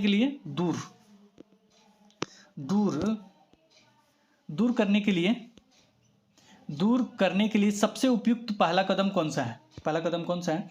तो पहला, स्थानीय मान की अवधारणा को दोहराएं और विद्यार्थी से कहें कि उन्होंने प्रश्न हल करने के लिए जो प्रक्रिया उपयोग की है उसे समझाएं। ये अच्छी बात है। जब भी इस तरह का आ जाए ना, इधर से उधर घटा दिया, मतलब इधर घटाने से इधर घटा देने का, ये स्थानीय मान ढूंढिए कहीं है, स्थानीय मान देखा और टिक किया, स्थानीय मान देखा और आपने टिक किया, बस कुछ नहीं करना, बाकी से पढ़ लीजिए। 2 अंक के एक संख्या व्याकलन के नियम को दोहराते हुए ये वो अभ्यास करवाएं और संख्या व्याकलन किया जाता है, संख्या रेखा का उपयोग करते हुए, ये सारे जो ऑप्शन मिलेंगे ना हटा दीजिए, ये स्थानीय मान का प्रॉब्लम है उनका। अच्छा, एक प्रश्न और आता है स्थानीय मान से संबंधित, साथ में बहुत सारे चीज प्रयोग एक साथ होता है, तो ये डिन्स सिद्धांत के अनुसार, डिन्स का सिद्धांत भी है, डिन्स का सिद्धांत हमने लिखा शॉर्ट में, उसके अनुसार कौन सा है? देखिए इन्होंने क्या क्या किया है। स्थानीय मान की संकल्पना के शिक्षण के लिए अध्यापक कक्षा में भिन्न भिन्न प्रकार की सामग्री लाता है, जैसे गिनतारा, डिन्स ब्लॉक, 1 रुपये, 10 रुपये और 100 रुपये के नकली मुद्रा नोट। उपरोक्त स्थिति में अध्यापक डिन्स सिद्धांत के कौन से नियम का आश्रय ले रहा है? तो याद रखिएगा, बोधात्मक परिवर्तनशीलता नियम, परिवर्तनशीलता देखकर टिक कीजिएगा। बोधात्मक इसलिए क्योंकि ये क्या कर रहा है, बहुत सारे बोध वाला तकनीक का उपयोग कर रहा है, इसलिए।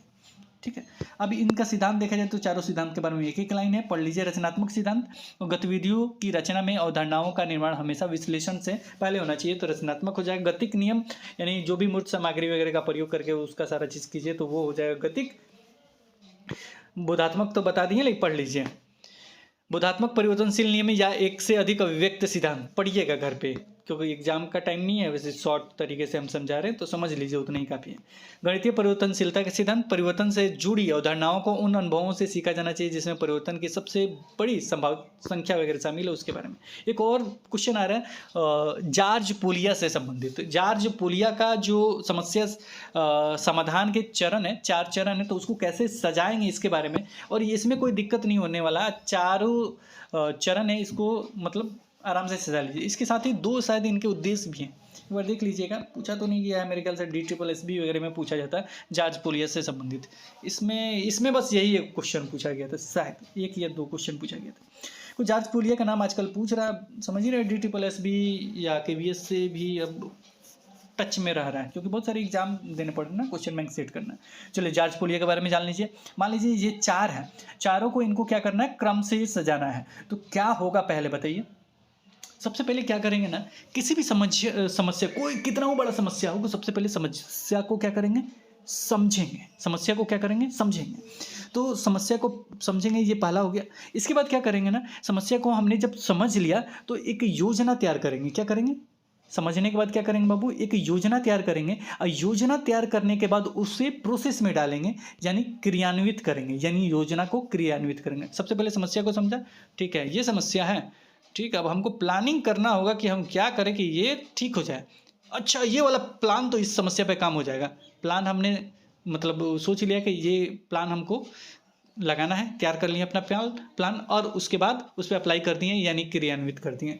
यानी प्रोसेस हो गया 3 नंबर। जो बच गया लास्ट में वो रिजल्ट होता है, वो होता है पुनः जांच करें, यानी सत्यापित करें। 4 को हो गया, ठीक है, 1 2 3 4, एकदम स्टेप बाय स्टेप आपको समझ में आ गया। समस्या को समझा, फिर योजना बनाया, फिर योजना हमने उस पर थोप दिया, फिर लास्ट में हमने पुनः जांच के लिए सत्यापित कर दिया। अब देखा जाए तो इसमें कौन सा होगा, तो सी वाला पहले होगा। सी ए बी कहाँ गया, CABD 3 नंबर आंसर होगा। सी का 2 ही है तो CAB हो जाएगा करेक्ट आंसर। जॉर्ज पोलिया से संबंधित एक और प्रश्न।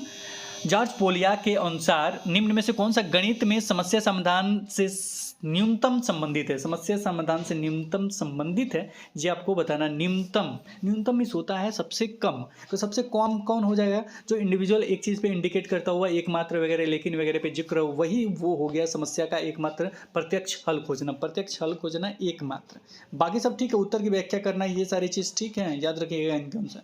लेकिन एकमात्र इन्होंने लगाया, एकमात्र प्रत्यक्ष हल खोजना ये क्या है? सबसे न्यूनतम।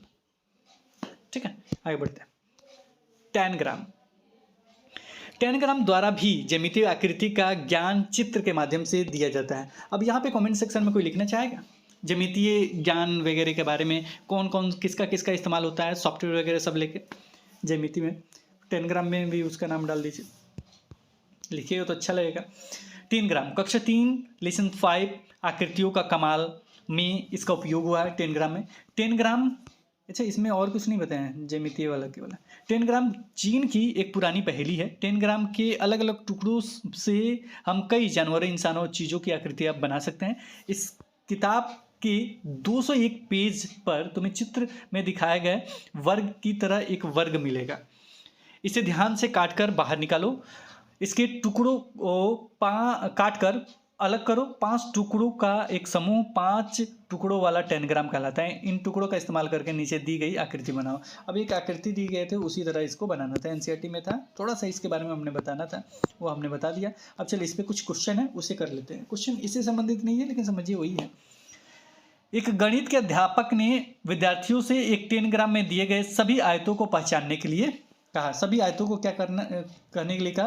पहचानने के लिए। तो पहचान आपने देखा, वैन हीलो की थ्योरी के अनुसार कौन सा हो जाएगा? वैन हीले थ्योरी आज भी हमने पढ़ाया है। तो पहचान हो, देखना हो तो क्या हो जाएगा? विजुअलाइजेशन होगा, यानी पहला हो जाएगा। अगर गुण की चर्चा होता है विश्लेषण हो जाता है, यानी एनालिसिस हो जाता है। दूसरा हो जाता है, तीसरा संबंध उसमें शब्द होता है, संबंध वाला तीसरा हो जाता है। या एक नाम देता है, उसके साथ 1-2 का तुलना करके संबंध जोड़ देता है। हाँ, ये इसके साथ इसके समान दिखता है, ये इसके समान दिखता है, कि वो संबंध हो जाता है, तो तीसरा हो जाता है। तो इसमें देखा जाए तो इन्होंने पूछा क्या? इन्होंने पूछा कि विद्यार्थी 10 ग्राम में आयतों को पहचान करने के लिए, केवल पहचान करने के लिए कहा है, तो वो दृश्यीकरण हो जाएगा वैन हीले के थ्योरी के अनुसार। ठीक है, क्लियर? कुछ पूछना? कोई बात नहीं पूछना। तो अगला ग्राफ पेपर, इसमें दशमलव या डेसिमल संख्याओं का ज्ञान दिया जाता है। अब ग्राफ पेपर के बारे में पूरा पूछ लीजिए, 50 बार पूछा गया प्रश्न, सभी के बारे में हमने लिख दिया है। किसी सूचना का किसी दृश्य तकनीक के अनुसार द्विविमीय यानी 2D ज्यामिति के सांकेतिक अभिव्यक्ति संरेखी या आरेख, जिसे डायग्राम कहलाता है। कभी कभी इसे ग्राफ के नाम से भी पुकारते हैं। आरेख वह चित्र है जिसके विभिन्न भागों के परस्पर संबंध आरेख से निरूपित वस्तुओं के परस्पर संबंध को स्पष्ट करते हैं। कभी कभी आरेख से अभिव्यक्त वस्तु से संबंधित कुछ महत्वपूर्ण राशियों के यथार्थ संख्यात्मक मान को चित्र माप द्वारा दिखाना है। अब इसके आगे पढ़िएगा, जो लाइन महत्वपूर्ण है। 2 दशमलवों को योग या गुणा को दर्शाने के लिए किसका प्रयोग करते हैं? ग्राफ पेपर का प्रयोग करते हैं। 2 दशमलव वाली संख्याओं के गुणन की संकल्पना को समझने के लिए किसका प्रयोग करते हैं? ग्राफ पेपर शिक्षण अधिगम उचित साधन है। कौन है? ग्राफ पेपर ही। ग्राफ पेपर आंकड़ों का अभिलेखीय प्रस्तुतिकरण है, जिसमें आंकड़ों को प्रतीक द्वारा दर्शाया जाता है। ये भी याद रखिएगा, तीसरा पॉइंट। चौथा पॉइंट, असमान आकृतियों का क्षेत्रफल निकालने के लिए किसका प्रयोग करते हैं? तो ग्राफ पेपर का इस्तेमाल किया जा सकता है। इसके अतिरिक्त देखा जाए तो ये 4 पॉइंट होगा, 5वां लिख लीजिए। अगर दिए हुए आयत और समानांतर चतुर्भुज का क्षेत्रफल समान है, दोनों का क्षेत्रफल समान है, इसे कक्षा 4 के विद्यार्थियों को समझने के लिए उचित माध्य आलेख ग्राफ पेपर का प्रयोग है। क्या है? ग्राफ पेपर का प्रयोग है, जिस पर प्रदर्शित कर हम दिखा सकते हैं दोनों का क्षेत्रफल समान है। जिस पर प्रदर्शित कर क्या दिखा सकते हैं? दोनों का क्षेत्रफल क्या है? समान है। अलग अलग होता तो उसका प्रयोग करते, किसका प्रयोग करते? कमेंट सेक्शन बताइए। अभी हमने बताया कि किसका प्रयोग करते, कमेंट सेक्शन बताइए किसका। हम नहीं बताएंगे, दोबारा रिपीट करके देखिए कि किसका प्रयोग हमने बताया है। दिमाग में एकदम फिक्स होना चाहिए था कि ये हमने पढ़ा है। दोबारा जाकर देखिए, अलग अलग है तो किसका हमने प्रयोग बताया था। अभी किसका है? कोई ये समान है, ये यहाँ देखिएगा, दोनों का क्षेत्रफल क्या है, समान है, तो किसका प्रयोग करेंगे, ग्राफ पेपर का। क्लियर हो गया, ग्राफ पेपर खत्म। एक ग्राफ पेपर से संबंधित प्रश्न, दो पतियों के क्षेत्रफलों की तुलना करने के लिए सबसे अच्छा संसाधन निम्न में से कौन सा है।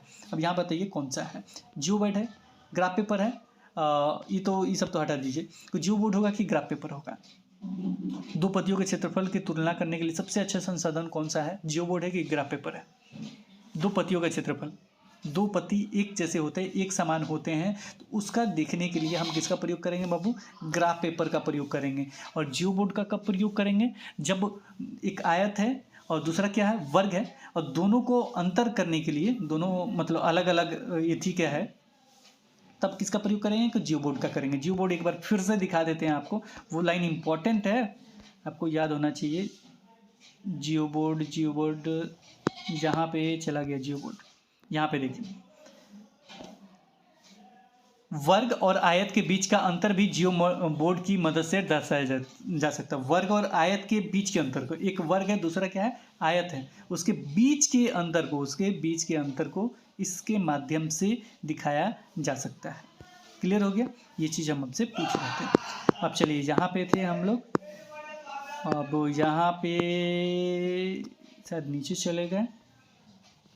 तो दो पतियों के क्षेत्रफल का जब आ जाएगा तो सबसे अच्छा संसाधन कौन हो जाएगा, ग्राफ पेपर हो जाएगा। याद रखिए कौन सा होगा, ग्राफ पेपर होगा, पूछिएगा इसी तरह। अगला, रचनावादी कक्षा में दशमलवों के गुणन का परिचय देने के लिए निम्नलिखित में से अत्यधिक उपयुक्त तो कौन सा है, तो जाहिर सी बात है वो ग्राफ ही पेपर होगा। दशमलव को प्रदर्शित कर, दशमलव वाले तो बताया हमने, ऊपर में छोटा में भी लिखा है हमने, तो वो ग्राफ यानी ग्रिड का उपयोग करना, उसके बाद दशमलव के गुणन का परिचय देना उपयुक्त होगा। पहला आंसर सही। बिंदु सीट, चलिए बाकी सब ऑप्शन पढ़ते रहिएगा। बिंदु सीट, कक्षा 4 में सममिति और परावर्तन की ज्यामितीय संकल्पनाओं की वृद्धि हेतु बिंदु सीट यानी डॉट पेपर, बिंदु सीट का दूसरा नाम डॉट पेपर, व्यवहार कौशल उपकरणों की आवश्यकता होती है। इसके माध्यम से हम ज्यामिति के आकृति तथा अंग्रेजी के अक्षरों का ज्ञान दे देता है। देखा होगा डॉट पेपर पे ABCD वगैरह बनाते हैं, अंग्रेजी के वर्णमालों का ज्ञान दिया जाता है। इसके अतिरिक्त ज्यामिति की आकृति का भी। ग्रिड पेपर भी बहुत उपयोगी होता है, लेकिन इसमें ध्यान से पढ़िएगा, एक कथन इसमें पूछा जाता है जो सत्य नहीं होता है सदैव। कैसे, को दो संख्याओं के गुणन से प्राप्त संख्या सदैव दोनों संख्याओं से बड़ी होती है। ग्रिड पेपर पर मतलब ये जो होता है लाइन, ये होता है या नहीं होता है, इसके लिए ग्रिड पेपर पर दो दशमलव संख्याओं के गुणन को प्रदर्शित करके कक्षा 4 के शिक्षार्थियों को दिखा सकते हैं कि यह कथन सदैव सत्य नहीं है। कक्षा 4 के विद्यार्थियों को भिन्नों से छोटा बड़ा यानी 1/10 1/100 समझने के लिए सर्वाधिक उपयुक्त शिक्षा अधिगम सामग्री यानी TLM क्या है, 10x10 का वर्गाकृत ग्रिड है। ये 10 के रेशियो में, इसलिए 10x10 वर्गाकृत ग्रिड है। 10x10 कितना हो गया बाबू, टोटल 100 हो गया, ये 100 है। तो इस रूप में दर्शाने के लिए इसका प्रयोग वर्गीकृत ग्रिड का प्रयोग करेंगे, ये बोल्ड में है, इसका प्रयोग करेंगे। चलिए आगे बढ़ते हैं। यदि विद्यार्थी किसी समस्या को हल करने में सक्षम है, मान लीजिए कोई विद्यार्थी है, समस्या को आराम से हल कर ले रहा है, लेकिन उसकी व्याख्या नहीं कर पा रहा है, तो क्या हो गया, वो समस्या हल कर रहा है यानी गणित में वो क्या है, बहुत अच्छा है, लेकिन व्याख्या नहीं कर पा रहा है यानी उसका भाषा ठीक नहीं है, भाषा पे उतना पकड़ नहीं है, वही चीज़ इसमें है। यदि विद्यार्थी किसी समस्या को हल करने में सक्षम है तथा उसकी व्याख्या करने में सक्षम नहीं है, तो यह निम्न स्तरीय भाषा प्रवीणता है।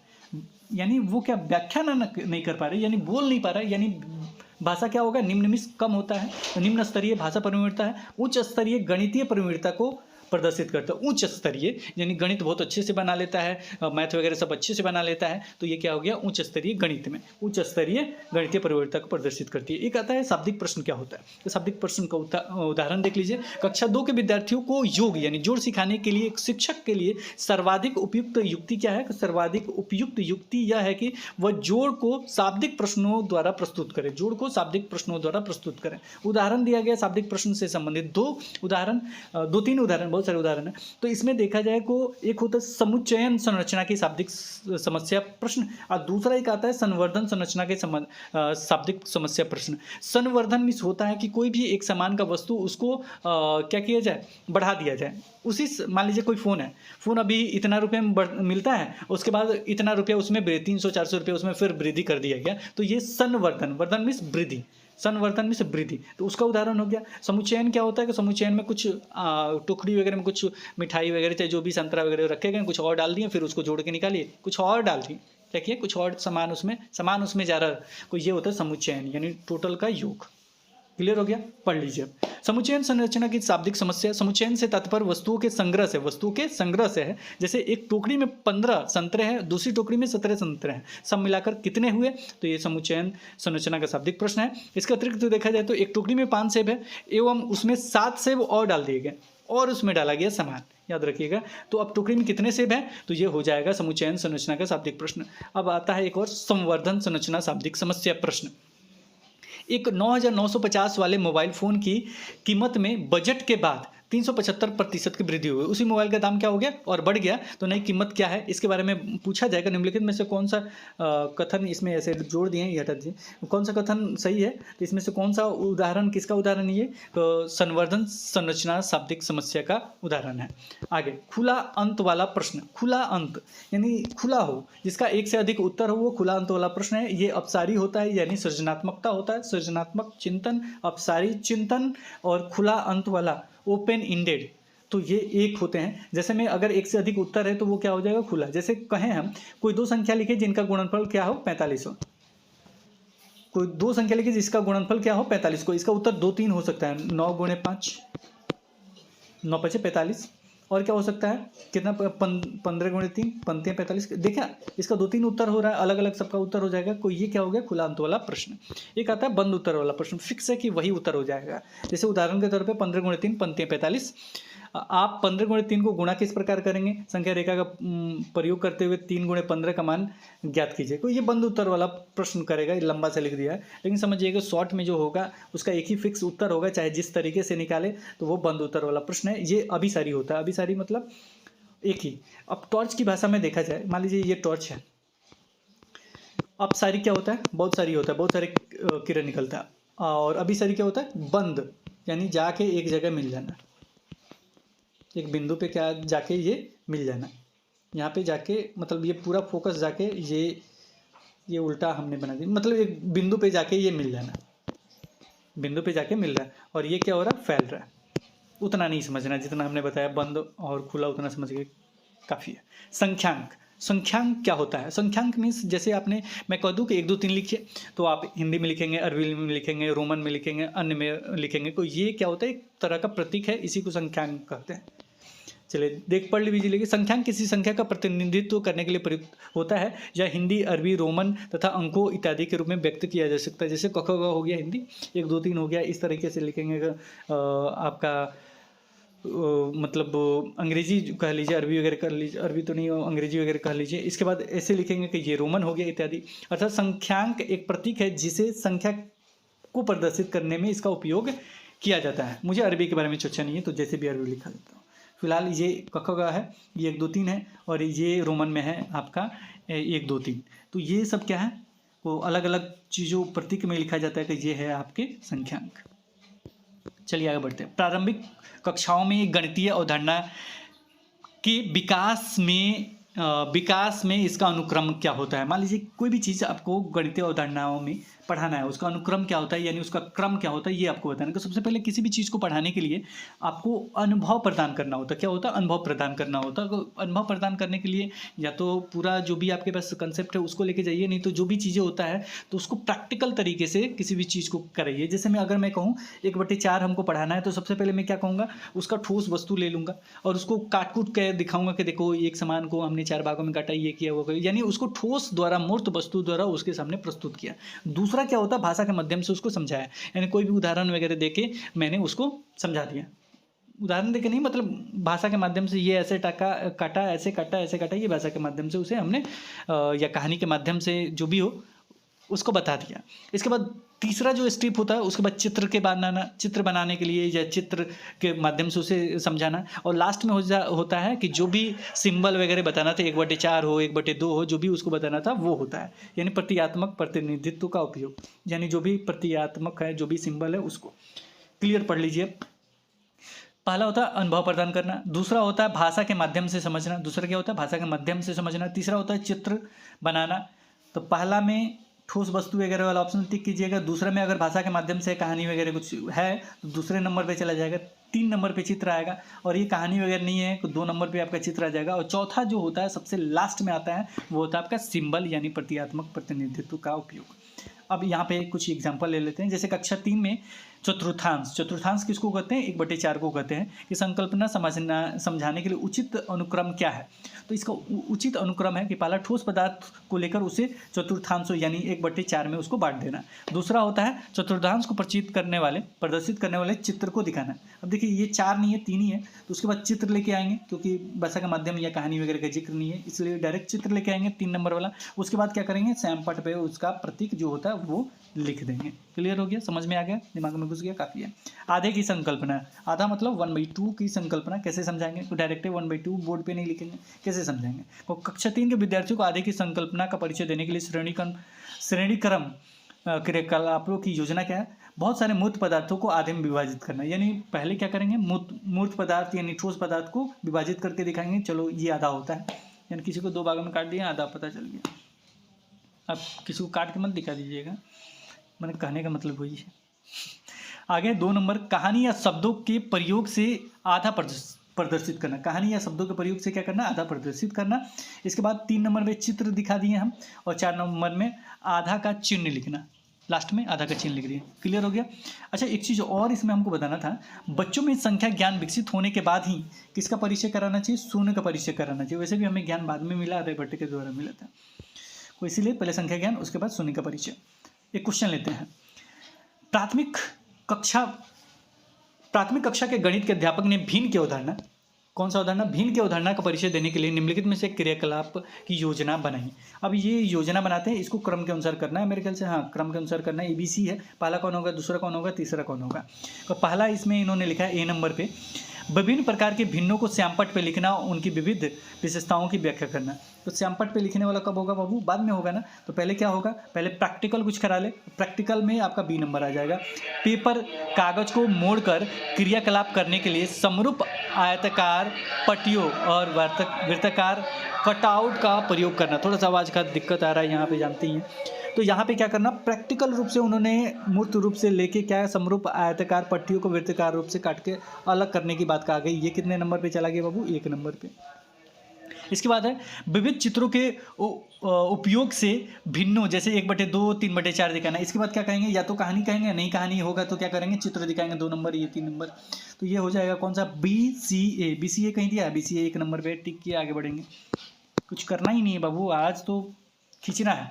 जब 35 लिखने के लिए कहा गया तो कक्षा 2 के कुछ छात्रों ने 305 के रूप में लिखा। बहुत अच्छा प्रश्न है और ये पूछा भी जाएगा, और इसके बारे में हम लास्ट में भी एक लाइन लिख दिए हैं। लेकिन अभी देखा जाए तो जब भी 35 लिखने के लिए कहा गया तो कक्षा 2 के कुछ छात्रों ने 305 के 5 के रूप में लिखा। 35 को क्या लिख दिया, 305 लिख दिया। अगर मैं कहूँ 305 लिखो तो क्या लिख दिया, 35 लिख दिया, यानी 0 गायब कर दिया। 35 लिखा तो 305 लिख दिया, मतलब बीच में अगर 0 इधर उधर कर रहा है तो इसके लिए विनिमय होता है। इसके लिए क्या होता है, विनिमय होता है। विनिमय देख के टिक करना होता है।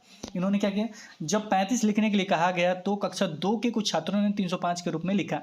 एक शिक्षक के रूप में आप इस समस्या का समाधान कैसे करेंगे, तो देखिए इसमें डायरेक्ट भी काट सकते, सैमपट पे सही उत्तर लिखे, सही उत्तर लिखने वाला ऑप्शन गलत होता है, डायरेक्ट सही उत्तर पे नहीं जाना। इस तरह का ऑप्शन मिले, अगर क्वेश्चन समझ में नहीं आए और इस तरह का ऑप्शन मिलेगा देख के कटाना। यह बताकर यह गलत है, अब यह बताना भी नहीं ये गलत है ये, क्योंकि बच्चा इससे क्या हो जाएगा, या तो डर जाएगा या बनाना छोड़ देगा, चाहे कुछ कर देगा, ठीक है ना। इसे वास्तविक रूप से उसे खुद से ढूंढने दीजिए उसका सही उत्तर, वही क्लियर होता है। और सही उत्तर प्राप्त करने के लिए कहेंगे, ये गलत कह देंगे तो फिर तो वो दिमाग लाइन छोड़ देगा, अरे हमसे गलत हो गया सर, नहीं बन पा रहा है, हार जाएगा वहाँ पे, दोनों गलत। उसको अपनी कॉपी में 10 बार, अब सही उत्तर लिखने के लिए कॉपी वगैरह में लिखने कहा जाएगा, देख कर टिक कर देना। जो बच गया करेक्ट आंसर, उन्हें मूर्त पदार्थ से विनिमय नियम समझाकर, विनमय नियम समझाइएगा, मूर्त पदार्थ की सहायता से निश्चित रूप से करेक्ट आंसर पे वो पहुंच जाएगा। मूर्त पदार्थ से विनमय शब्द ढूंढिएगा, अगर ये जीरो वाला लफड़ा है तो क्लियर हो जाएगा। अगला क्वेश्चन, संख्याओं को गुणन करने की अवधारणा को पढ़ाने के लिए पहले निम्नलिखित में से कौन सी प्रारंभिक गतिविधि सबसे उपयुक्त है? क्या है ये? सबसे उपयुक्त बताना है। गुणन की अवधारणा, प्रैक्टिकल कोई ऑप्शन देखिए, प्रैक्टिकल इसमें कोई है तो ठीक है, उसको टिक कीजिए, आगे बढ़िए। प्रैक्टिकल रूप से होना चाहिए, और खास करके पढ़ाना क्या है, गुणन को, वो गुणन से संबंधित होना चाहिए। प्रैक्टिकल हो, गुणन से संबंधित हो, ऐसा नहीं है कि अमूर्त रूप से क्वेश्चन दे दीजिए कि तुमको इतना रुपया मिलता है, इतना दिन बाद कितना है हमको, फिर तो वो आ जाएगा कि इतना दिन में इतना, तो डायरेक्ट बनाना पड़ेगा गुणा करके। तो ये कंसेप्ट करने के लिए ऐसा कुछ कीजिए जिसे गिनती के माध्यम से हो जाए, बाद में उसको कहिए कि देखिए 5 आदमी थे, ये था, ये करके ये हमने कर दिया। चलिए देखते हैं कौन सा है। सर्वाधिक गुणन के चिन्ह का परिचय देना। सर्वप्रथम गुणन के चिन्ह, अब गुणन का चिन्ह तो हमको लास्ट में देना होता, पहले भी बताया है। छात्रों से उनकी कक्षा में कुल गुब्बारों की संख्या ज्ञात करने के लिए कहना। देखिए कुल गुब्बारों की संख्या ज्ञात करने के लिए कहना, कुछ हद तक ठीक है, लेकिन आगे पढ़ते हैं। यदि उनमें से प्रत्येक छात्र 5 गुब्बारे लाते हैं, वाह क्या गजब है, प्रत्येक छात्र के पास कितना है, 5-5 गुब्बारे हैं, तो कुल गुब्बारे कितने हुए, तो जोड़ेगा 1 2 3 4 5, इसके पास 5, फिर इसके पास 1 2 3 4 5 5 5 10 हो गया, फिर इसके पास 5 है, मान लो 3 विद्यार्थी का 5 5 10 15 हो गया सर, 5 इसके पास 5, यहाँ पर 6 7 8 9 10, यहाँ पे 11 12 13 14 15 हो गया टोटल सर। अब ये कंसेप्ट उसके मन में आ गया, तुरंत बना भी लिया, जोड़ से ही बना लेगा, गुण जोड़ से ही आ जाएगा। 1 5 1 5 1 5 किए, इस तरह से उनके दिमाग में आ जाएगा। ये प्रैक्टिकल भी है, प्रैक्टिकल रूप से आपके कक्षा में हो भी रहा है, तो इससे बढ़िया कौन सा ऑप्शन हो सकता है बाबू, देखना है, टिक करना, दिमाग लगाना, मेरा एक एक आवाज़ वहाँ गूंजेगा और टिक करके आओगे अच्छे से। इसमें देखा जाए 3 नंबर क्या है, छात्रों को उनके विद्यालय में छात्रों की कुल संख्या गिनने के लिए कहना, छात्रों को कुल संख्या गिनने के लिए कहना, तो ये क्या होगा फायदा, अरे गुणा सिखाना है ना, ये कुल वाला तो जोड़ हो जाएगा फिर, और यहाँ पे जोड़ करके गुणा भी बता सकते हैं। देखो आपने एक एक करके गिना ना, तो कितना हुआ, 15 हुआ।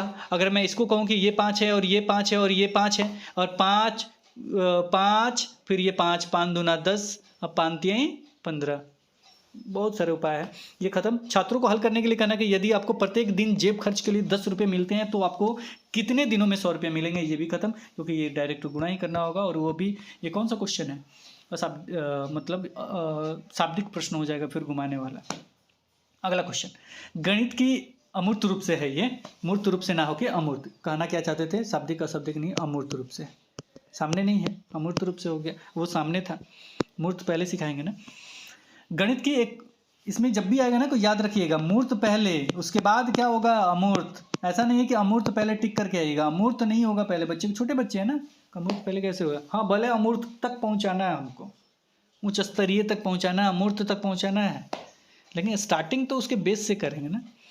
अगला क्वेश्चन, गणित की एक शिक्षिका अपने विद्यार्थियों से पूछती है कि आपके पास 7 सैकड़े हैं और आपको उनमें से 7 दहाइयाँ निकालनी है, आपको कौन सी संख्या मिलेगी। एक छात्र कहता है कि मुझे 0 मिलेगा। अब इकाई दहाई सैकड़ा वगैरह का इसको ज्ञान नहीं है, इसलिए 0 कह दिया। निम्नलिखित में से कौन सा कथन छात्र द्वारा दिए गए उत्तर के संबंध में अति उपयुक्त है। अब यहाँ पे आप देख रहे हैं इकाई दहाई का ज्ञान नहीं है, अब इसमें कह दें कि अरे इससे तो हल ही नहीं होता है, तो ये ऑप्शन क्या हो जाएगा, खराब हो जाएगा। कुछ ना कुछ आपके कंसेप्ट में दिक्कत है, आप शिक्षण विधि वगैरह का उचित तरीके से प्रयोग नहीं कर रहे, जिसके पास वो वास्तविक रूप से वो ज्ञान आपके पास, मतलब बच्चे के पास नहीं पहुंच पा रहा, तो ये सोच के टिक कीजिएगा। तो पहला है, शिक्षिका को समस्या को संख्यानात्मक रूप से लिखना चाहिए था। अब मान लीजिए कि हमको अमूर्त रूप से भी तो उसको ज्ञान देना है, तो ये क्या हो जाएगा, खत्म, क्योंकि संख्यात्मक रूप कब तक संख्यात्मक पे रहेगा, तो पहला उतना अच्छा नहीं लग रहा। दूसरा, शिक्षक को कम से कम 10 और समान प्रकार की समस्याएं, अब एक समान प्रकार ये सब मिलेगा, देख के काटना है। अगला है, शिक्षिका को छात्रों को उत्तर तक पहुंचने की प्रक्रिया में समझाने के लिए कहना चाहिए। उत्तर तक पहुंचने की प्रक्रिया को समझाने के लिए कहना चाहिए, उपचारात्मक शिक्षण की योजना बनाना चाहिए। ये तो कुछ ठीक लग रहा है, पूछ क्या रहा है ये, एक सेकंड, ये तो हमको ठीक लग रहा है। शिक्षिका को समस्या को संख्यानात्मक रूप से लिखना चाहिए था। नहीं, क्वेश्चन है ये कि ये था, ठीक है। तो यहाँ पे 3 नंबर हमको ठीक रहा है, क्योंकि इसमें एक और शब्द जोड़ दिया, उपचारात्मक शिक्षण की योजना बनानी चाहिए। चौथा है, शिक्षिका को सही कलन विधि का उपयोग करते हुए श्यामपट्ट पर समस्या को हल करना चाहिए। अब इससे अच्छा है कि उपचारात्मक जो भी उपचार हो सकता है वो ना इस्तेमाल करेंगे, तो शिक्षिका को छात्रों को उत्तर तक पहुंचने की प्रक्रिया को समझाने के लिए कहना चाहिए कि कैसे कैसे क्या बना, और उसके लिए उपचारात्मक शिक्षण की योजना बनाना चाहिए, यानी उपचार करना चाहिए कि आखिर दिक्कत हो रहा है तो क्यों दिक्कत हो रहा है। ये तो करेक्ट आंसर है। ये कह रहा है कि कलन विधि का उपयोग करते हुए किसी एक विधि पे यूज करते हैं, इंडिविजुअल इंडिकेट करते हुए, वो भी सैंपट पे समस्या को हल करने की बात कर रहा है। तो ये सैंपट पे तो आप तो हल कर ही दीजिएगा, वो हम जानते हैं। किसी विधि का कलन विधि करे, जो विधि करना है उस विधि का उपयोग करते हुए सैंपट पे तो हल कर ही दीजिएगा। लेकिन करेक्ट आंसर किसको समझ में आना चाहिए? बच्चे को समझ में आना चाहिए। बच्चा अपने तरीके से पहुंच जाए वहां पे तो क्या बात है। चलिए आगे बढ़ते हैं अगले क्वेश्चन पे। अगला है, और मेरी तरफ से ज़्यादा तेज़ी से नहीं कि काट कूट के आगे बढ़ जाना, सही उत्तर पे पहुंचिएगा, थोड़ा आराम से बनाइएगा। ये समय अभाव के कारण आपको इतना फास्ट मिल रहा है क्योंकि सारा चीज़ पढ़ाना है हमको। एक पाँचवीं कक्षा के विद्यार्थी प्राथमिक स्कूल के अध्यापक अपने छात्रों को निम्नलिखित कार्य देते हैं। कार्य क्या दिया? पाँचवा का है सब बच्चा सब। अपने आस पड़ोस से कक्षा 3 और 5 के पढ़ने वाले छात्रों की संख्या एकत्रित कीजिए। कक्षा 3 और 5 की एकत्रित जानकारी से 3 और 5 के कक्षाओं में पढ़ने वाले लड़के एवं लड़कियों को वर्गीकृत कीजिए और अपनी परियोजना में कम से कम 10 घरों को सम्मिलित कीजिए। अब यहाँ पे क्या हो सकता है? लड़के और लड़की दोनों का जिक्र है, दोनों का समान वे में जिक्र है। ऐसा नहीं करेगा इतना लड़की ले लीजिए इतना लड़का ले लीजिए, ऐसा नहीं कहा जा रहा है। तो याद रखिएगा इसमें जेंडर विभिन्नताओं के बारे में कहा जाएगा, लेकिन वो नहीं होगा।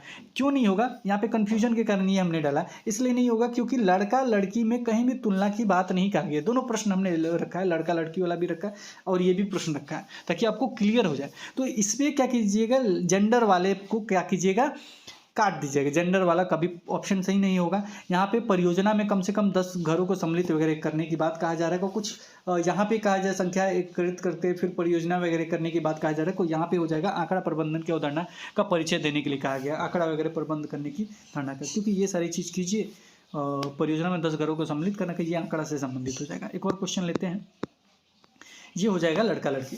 देखिए कैसे, माध्यमिक और उच्चतर माध्यमिक में ऐसा देखा गया है कि गणित में लड़के लड़कियों से बेहतर प्रदर्शन करते हैं। गणित में क्या होता है, लड़के जो होते हैं लड़कियों से बेहतर प्रदर्शन करते हैं। इस परिस्थिति का समालोचनात्मक विश्लेषण इस ओर इशारा करता है कि इसका कारण क्या हो सकता है। अब यहाँ पे देखिए लड़का लड़की में तुलना हुआ ना कि लड़कियों से बेहतर जो होता है ना, लड़के गणित में बड़ा अच्छा करते हैं। लड़कियों को कहाँ गणित आता है, कुछ आता ही नहीं, ये आता ही नहीं है। को लड़का लड़की का जब भी तुलना होगा तो वो आपका जो हो जाएगा लड़का लड़की वाला ऑप्शन ठीक। अब यहाँ पे देखिए क्या है, लड़कियाँ गणित तर्क वितर्क करने में असमर्थ होती है। ऐसा थोड़ी है, बहुत सारी लड़कियां बहुत टॉपर होती है गणित में, तो ये हो गया खत्म। गणित का ज्ञान लड़कियों के लिए नहीं है, ये भी खत्म, क्योंकि बहुत सारी लड़कियां टॉपर होती है। 2 ऑप्शन खत्म, तीसरा नहीं पढ़ेंगे, 14 पढ़ेंगे। लड़कों को लड़कियों की तुलना में गणित स्वाभाविक रुचि होती है। लड़कों को ऐसा नहीं है कि लड़के भी बहुत सारे भागते हैं, ये सर मैथ नहीं बनता है। अब किसी ने कहा है तो उनके कारण, कोई लड़का ही हमको फ़ोन किया था, उनके कारण ये बनाया जा रहा है। ये तीसरा, सामाजिकरण की प्रक्रिया में अधिकतर लड़कियों को यह बोध करवाया जाता है कि गणित एक पुरुषों का क्षेत्र है अतः कठिन है। ये क्या होता है, सामाजिकरण के कारण ये बोध करवाया जाता है। ठीक है, क्लियर हो गया कंसेप्ट। 6 का 3 होगा, यही कराया जाता है। सामाजिकरण के कारण ये होता है, रूढ़िवादिता वगैरह, लैंगिक पूर्वाग्रह वगैरह चलता है। प्रमाणिक कार्य, प्रमाणिक कार्य एक प्रैक्टिकल रूप से किया गया कार्य है। ठीक, इसमें केवल पॉजिटिव देख के कार्य देख लीजिएगा, टिक कर दीजिएगा। सुप्रिया ने विभाजन की संकल्पना समझाई है। विभाजन मतलब वही भाग वाला। इस पर छात्रों को आकलन करने के लिए निम्नलिखित में से प्रमाणिक कार्य का सबसे अच्छा उदाहरण कौन सा है? इसमें सबसे अच्छा उदाहरण कौन है? एक तो 65 × 13 का विभाजित करना है, ये प्रैक्टिकल रूप से है नहीं। एक संख्या को दूसरी संख्या से विभाजित करने का अर्थ क्या होता है, उदाहरण देते हुए समझाइए, प्रैक्टिकल नहीं। तीसरा है, आपकी कक्षा में उपस्थित 25 छात्रों में से 100 उपलब्ध ड्राइंग सीट समान रूप से वितरित करें। अब ये लड़का को क्या होगा, प्रैक्टिकल रूप से करना होगा। 100 समान रूप से वितरित करना है, वितरित मीन्स देना हो, ले जाकर 2। तो ये हो गया आपका प्रैक्टिकल रूप से करेक्ट आंसर। 3 आंसर। अपनी कक्षा के लिए एक झंडा बनाए जिसका 1/3, अब ये भी प्रैक्टिकल है लेकिन उतना सही आपका नहीं है, क्योंकि अब अपनी कक्षा के लिए एक झंडा बनाने की कहा गया जिसका 1/3 भाग नीला है। ये प्रैक्टिकल रूप से है लेकिन उतना नहीं है जितना ये है, क्योंकि समान रूप से वितरित करना दिमाग लगा के। अब ये पिक्चर देख के भी बना सकते हैं, 1/3 भाग नीला। चलिए, पैटर्न पहचानने का कौशल। श्री गोविंद अपनी कक्षा 3 के छात्रों में पैटर्न पहचानने का कौशल विकसित करना चाहते हैं। निम्नलिखित में से कौन सी गतिविधि इसके लिए सबसे अधिक सहायक सिद्ध होगी? प्रैक्टिकल खोजिए, मिल जाएगा जो प्रैक्टिकल करेक्ट आंसर होगा। और उसमें पैटर्न भी होना चाहिए, ये इसके ऊपर जाएगा, ये होगा, वो होगा सारे। चलिए, छात्रों को अपना वंश वृक्ष बनाकर उसकी तुलना आ गया, काट के हटाएंगे। दूसरे से तुलना करने की बात कहा जा रहा है।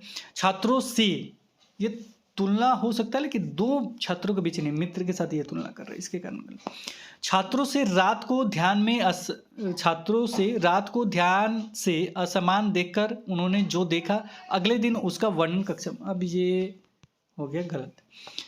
छात्रों को उनकी सभी पाठ्यपुस्तकों में भारत के राष्ट्रीय चिन्ह को खोजने के लिए कहना, भारत के राष्ट्रीय चिन्ह खोजने के लिए कहना। अभी एक राष्ट्रीय चिन्ह है, उसी को खोजने के लिए कहा दिया। खोजना शब्द बढ़िया है, लेकिन उतना प्रैक्टिकल नहीं लग रहा है। चौथा पढ़िए, छात्रों को बिल्डिंग ब्लॉक देकर बढ़ती हुई क्रम में सजाना। अब ब्लॉक दिया है, अब बिल्डिंग का है, तो उसको बढ़ती हुई क्रम में सजाना है, बढ़ती हुई क्रम में, यानी इसके बाद ये, इसके बाद ये, एक पैटर्न होता है, तो एक पैटर्न के अनुसार सजाना है ये। तो ये क्या हो गया, पैटर्न वाला कौशल विकसित हो जाएगा और प्रैक्टिकल रूप से करना है, कहना भी है। अब स्थानीय मान। स्थानीय मान क्या होता है, एक संख्या का दशमलव निरूपण समझने के लिए स्थानीय मान का पूर्ण जानकारी होना चाहिए, क्योंकि स्थानीय मान की जानकारी से ही संख्याओं को सही रूप में लिखा जाना संभव है। दूसरा, स्थानीय मान की अवधारणा न समझना, मतलब जब इस तरह के आए तो कैसे उस स्थानीय मान वाला ऑप्शन टिक करेंगे। क्रम अर्थात स्थान इधर उधर करके गलत जोड़ घटाव की गलती हो तो बच्चे को घटाव की प्रक्रिया में स्थानीय मान का गलत अवधारणा बन जाता है। जैसे मैं प्रश्न आपके सामने ये है, इसमें स्थानीय मान देखिएगा, टिक करिएगा। एक प्राथमिक कक्षा के अध्यापक अपने विद्यार्थियों से 5036 को अंकों में लिखने के लिए कहते हैं। अधिकांश विद्यार्थी ने इसका उत्तर 500, देखिए यही कह रहे थे, 5036 लिखना है, लेकिन उसने क्या किया, 536 लिख दिया, 536 लिख दिया, लिखा है। निम्नलिखित में से कौन सी शिक्षण रणनीति इस त्रुटि को सुधारने के लिए सर्वाधिक उपयुक्त है। यहाँ पे देखा जाए, विद्यार्थियों को इसी के समान 10 और प्रश्न करने के लिए बात कर दिया है, काट के हटा देना है। विद्यार्थियों को 5000 से 51,000 तक गिनती कहना, ये भी कह के हटा देना है। एक संख्या रेखा पे संख्या रेखा वाला भी हटा देना है। अब 3 अंकों की देखिए, 3 अंकीय और 4 अंकीय संख्याओं के स्थानीय मान की अवधारणा केवल देखना था, टिक करना था, स्थानीय मान की अवधारणा। समालोचनात्मक चिंतन, ये सब देख के घबराइए नहीं, जो प्रैक्टिकल होगा उसको देख के टिक करना है। निम्नलिखित में से किस की गणित में विद्यार्थियों की समालोचनात्मक चिंतन को प्रोत्साहित करने की संभावना अधिक है। तो यहाँ पे देखिएगा, तो इससे इसके बीच पूर्ण संख्याओं की सूची बनाई है, इससे गुणा कीजिए, आयत का क्षेत्रफल इतना, उसकी लंबाई कितना होगी। अब देखिए यहाँ पे क्या है, 2 तो कट गए, बच गया 2। 24 सेंटीमीटर परिमाप वाले आयत की लंबाई और चौड़ाई कितनी होगी, ये एक बच गया। ये यदि एक आयत का क्षेत्रफल इतना है और चौड़ाई कितना है, 4 सेंटीमीटर है, उसकी लंबाई कितनी होगी। अब यहाँ पे चिंतन है, तो किसमें, इसमें ज़्यादा चिंतन करेगा कि इसमें, कि 24 सेंटीमीटर परिमाप वाले आयत की लंबाई और चौड़ाई कितनी होगी। कौन सा समालोचनात्मक चिंतन यानी सृजनात्मक चिंतन हो गया, कौन सा अपसारी चिंतन है, यानी कौन सा ओपन इंडेड है, कौन सा ओपन इंडेड प्रश्न है। तो इसमें देखा जाए तो कहिएगा सर 24 वाला है, क्योंकि इसके बहुत सारे उत्तर हो सकते हैं। आंसर देखा जाए तो ये हो जाएगा, क्योंकि इसके बहुत सारे उत्तर हो जाएंगे। 24 सेंटीमीटर परिमाप वाले आयत की लंबाई और चौड़ाई निकालना हो तो बहुत सारे हो जाएंगे। इस तरह के आएंगे ऑप्शन, देख के केवल टिक कर देना है। तो ये समालोचनात्मक चिंतन का हो गया। इसमें आगे बढ़ते हैं। निम्नलिखित में से कौन सा या सी प्राथमिक शिक्षा के विद्यार्थी में गणित अधिगम को प्रोत्साहित करने के लिए उपयुक्त नहीं है। इसमें कौन सा है जो गणित के प्रोत्साहन को मतलब ये उपयुक्त नहीं है। इसमें देखा जाए तो दैनिक जीवन से अनुभवों से जुड़ना ठीक है, शिक्षण सामग्री को अमूर्त रूप से अवधारणा पढ़ाना ठीक है, लेकिन एक है प्रक्रिया की बजाय उत्पाद पे बल देना नहीं होगा। उत्पाद मतलब जो रिजल्ट होता है उस पे, तो प्रक्रिया मतलब प्रोसेस पे ध्यान नहीं देना, डायरेक्ट किस पे बल देना, उत्पाद पे। तो ये क्या हो जाएगा, वैसे भी बल देने वाला ऑप्शन क्या होता है, गलत होता है। तो इसमें देखा जाए एसी सही है, एसी है क्या बाबू, यहाँ एसी है, 4 नंबर पे बिल्कुल सही है। अगला क्वेश्चन है, निम्नलिखित में से कौन सा गणितीय निर्देशन यानी मॉडलिंग के अति उपयुक्त उदाहरण है। इसमें यही शब्द ढूंढिएगा, देखिए कहीं दिया गया है तो उसको देख के टिक कर देना है। ये 3 नंबर पे है, 3 नंबर वाले को टिक कर दीजिए, पढ़ लीजिएगा। अगला क्वेश्चन, एक गणितीय अवधारणा को समझाने के लिए मूर्त मॉडल का उपयोग करना। मूर्त मॉडल जो प्रत्यक्ष रूप से आपके सामने, उसका उपयोग करना। नहीं ये क्वेश्चन नहीं है, ये ऑप्शन में ही था, तो ये हो गया खत्म। आगे बढ़ते 13 नंबर पे। निम्नलिखित कथनों में से कौन से कथन गणितीय खेलों के बारे में सही है। इसमें कौन सा खेलों के बारे में सही है। इसमें देखा जाए तो गणित खेलों को आम दिनचर्या वाले खेलों की तरह होना चाहिए। आम दिनचर्या वाले खेलों की तरह नहीं होना चाहिए, ऐसा तो नहीं है, नहीं तो फिर वही खेल ही खेलता रह जाएगा। अब गणित है तो उसके हिसाब से होना चाहिए। तो ये हो गया खत्म। गणित खेल बच्चों को अनुपदेशात्मक प्रतिपुष्टि यानी फीडबैक प्रदान करते हैं। जी हाँ, गणित खेल बच्चों में बच्चों में अनुमान या पूर्व ज्ञान और योजना तैयार करने की बढ़ावा देते हैं। जी हाँ, बिल्कुल बी और सी कहीं दिया है, बी और सी बिल्कुल सही है। अगले क्वेश्चन में चलते हैं। अगला जो क्वेश्चन है वो ये है, निम्नलिखित में से कौन सा कथन गणित की प्रकृति के संदर्भ में उपयुक्त नहीं है। इसमें कौन सा है जो गणित के प्रकृति के संदर्भ में उपयुक्त नहीं है। इसमें कौन सा है जो नहीं है, पढ़ लेते। इसकी प्रकृति होता है पदानुक्रमिक है। गणितीय अवधारणाओं की प्रकृति अमूर्त होती है।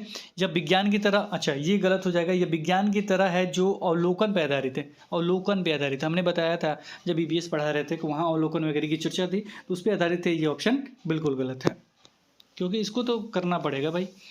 निम्नलिखित में से कौन से, बाकी सब देख लीजिए, बाकी सब याद कर लीजिएगा कि प्रकृति के संबंध में उपयुक्त हो जाएंगे। निहित प्रतिभाओं को उजागर करता है। निम्नलिखित में से कौन सा जैसे कथन गणित की प्रकृति के बारे में सही है। इसमें से कौन सा सही है ये बताना है। पहला है, गणित के विज्ञान के प्रतिमानों यानी पैटर्न की तरह समझा जा सकता है। बिल्कुल समझा जा सकता है। अब देखिए यहाँ पे हमने अवलोकन वाला काट दिया, लेकिन यहाँ पे ये सही हो जाएगा क्योंकि ये समझने की बात कह रहा है। यहाँ पे अवलोकन किसी एक इंडिविजुअल चीज़ पे इंडिकेट करता हुआ कह रहा था, जिसके कारण ये गलत हो गया। लेकिन यहाँ पे क्या कर रहा है कि गणित के विज्ञान की प्रतिमा की तरह समझा, मतलब एक चीज़ पॉजिटिव की तरफ है, जिसके कारण ये सही है। गणित अमूर्त विचारों के संभावित संबंधों का अन्वेषण करता है। जी हाँ, क्योंकि गणित तर्क शास्त्र पर आधारित होता है, इसलिए गणित में, अब देखिए इन्होंने क्या किया, क्योंकि गणित तर्कशास्त्र पर आधारित होता है, इसलिए गणित में रचनात्मकता के लिए बहुत ही सीमित स्थान है। सीमित क्या होता है, नेगेटिव वर्ड होता है। सीमित मीन्स कम, यानी केवल यहीं तक इस्तेमाल है, तो ये हो जाएगा नेगेटिव। ए भी कहीं दिया है, ए भी 1 नंबर बिल्कुल सही। अगला, निम्नलिखित में से कौन सी गणित में रचनात्मक मूल्यांकन की विधि नहीं है। रचनात्मक मूल्यांकन क्या होता है, सीखने के लिए आकलन। सीखने के लिए आकलन रचनात्मक मूल्यांकन या निर्माणात्मक मूल्यांकन होता है। या रचनात्मक आकलन या निर्माणात्मक आकलन होता है, या सीखने के लिए आकलन होता है। तो इसका क्या होता है, जो प्रोसेस में हो उसमें इसका इस्तेमाल किया जाता है। ये निदानात्मक भी होता है और कोई भी प्रोसेस में हो, यानी मान लीजिए कि अभी हम पढ़ा रहे हैं, इसमें इसका उपयोग कर सकते हैं, यानी ये सुधार भी कर सकते हैं अगर कुछ दिक्कत होता है तो। इसलिए सुधारात्मक भी होता है, निदानात्मक भी होता है। और दूसरा जो होता है ना, वो होता है आपका योगात्मक आकलन, योगात्मक मूल्यांकन। ये क्या होता है कि योगात्मक मूल्यांकन होता है, सीखने का आकलन होता है। ये जब मान लीजिए सब कुछ हो गया, सत्र के अंत में परीक्षा करवा लिए, बोर्ड जैसे परीक्षा होता है, तो उसमें कोई सुधार वगैरह नहीं होता, आपका रिजल्ट ही आपको दिया जाता है कि हाँ इसमें पास हुए कि फेल हुए। ठीक है, ये चीज़ हो गई। नहीं अगली साल फिर पढ़िए। कुछ सत्र के अंदर वाले जो क्वेश्चन होते हैं, जो प्रश्न होते हैं, वो मतलब जो होते हैं ऑप्शन, वो उसे टिक करना होता है। ये रचनात्मक मूल्यांकन केवल आपको देखना है, परियोजना, क्विज वगैरह, दैनिक वितरण वगैरह ये ठीक है, लेकिन सत्रांत परीक्षा जो होगा वो किससे, योगात्मक से संबंधित है। अगला, निम्नलिखित में से कौन सा रचनात्मक गणित की कक्षा का अति उपयुक्त उदाहरण है। अति उपयुक्त उदाहरण कौन सा है, शिक्षक प्रत्येक विद्यार्थी के पास जाकर कलन विधि के उपयोग की समस्या का हल करने की में सहायता कर रहा है। शिक्षक श्यामपट्ट पे प्रश्न को हल कर रहा है। एक समस्या के समाधान को खोजते समय विद्यार्थी अन्वेषण में व्यस्त। अब देखिए, ये खोजते समय अन्वेषण में व्यस्त वगैरह संलग्न वगैरह की बात कर रहे हैं, जो बिल्कुल सही है। ये सब क्या है, शिक्षक वगैरह कार्य कर रहे हैं। विद्यार्थी समूह में पहाड़ों के लय में गा रहे हैं, ये क्या है, ये प्रैक्टिकल ऑप्शन नहीं है, केवल देख के काट देना है। और यहाँ पे खोजने का कार्य कर रहा है, जैसी सी बात है, बहुत अच्छा ऑप्शन है। अगला, निम्नलिखित में से कौन सा संदर्भ आधारित गणित शिक्षण अधिगम का सर्वाधिक उपयुक्त उदाहरण है। इसमें कौन सा उपयुक्त उदाहरण बताना है आपको, केवल देख के टिक कर दीजिएगा। अब यहाँ पे देखिए, पहला में क्या हो रहा है, क्विज में भाग ले रहे हैं। दूसरा क्या है, समूहों में काम करते हुए विद्यार्थियों को अपने घरों में लाए गए राशन। अब यहाँ पे ये प्रैक्टिकल है, उसके घर से जुड़ा हुआ है, उसका विश्लेषण करना। तो जैसे भाई इसका प्रैक्टिकल आंसर हो जाएगा ये नंबर 2 नंबर। बाकी ये क्विज में विद्यार्थी का भाग लेना है, ये विद्यार्थी यानी शब्द समस्याओं को हल करने की बात करें, जिसके कारण ये गलत है। वीडियो देख रहे हैं उससे संबंधित है, ये गलत है। तो जो प्रैक्टिकल है वो उसे केवल देख के टिक करना है। अगला क्वेश्चन, निम्नलिखित में से कौन सी ज्यामितीय में एक प्रक्रिया नहीं है। कौन सा इसमें ज्यामितीय में एक प्रक्रिया नहीं है, ये आपको बताना है। मापन नहीं है, निरूपण नहीं है, कि प्रक्रियात्मक प्रवाह नहीं है। इसमें क्या होगा, प्रक्रियात्मक आपका प्रवाह नहीं है, बाकी सब है। अगले क्वेश्चन पे चलते हैं।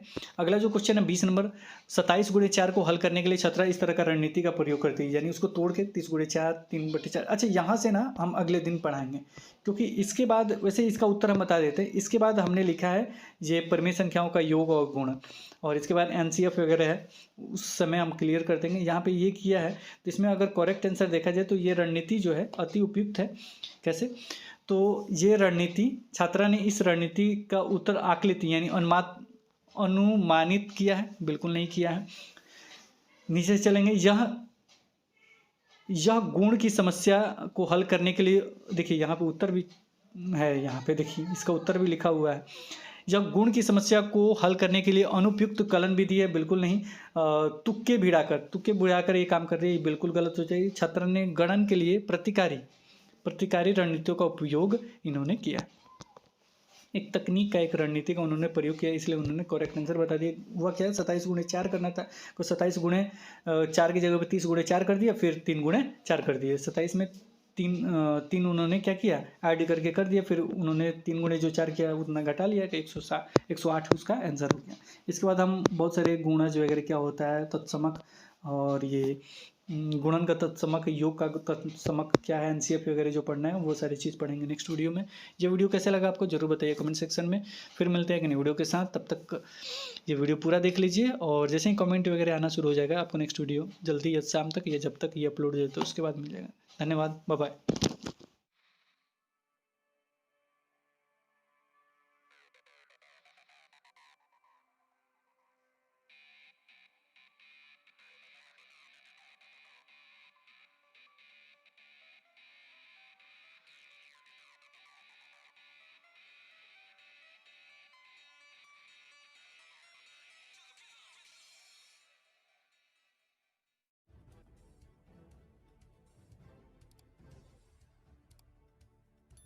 सब्सक्राइब कीजिए हिंदी क्लब को, दबाइए इस बेल आइकॉन को ताकि हमारा वीडियो आपको मिले सबसे पहले। शेयर करें अपने दोस्तों के साथ ताकि वो भी इसका लाभ उठा सके। ये सब बिल्कुल फ्री है।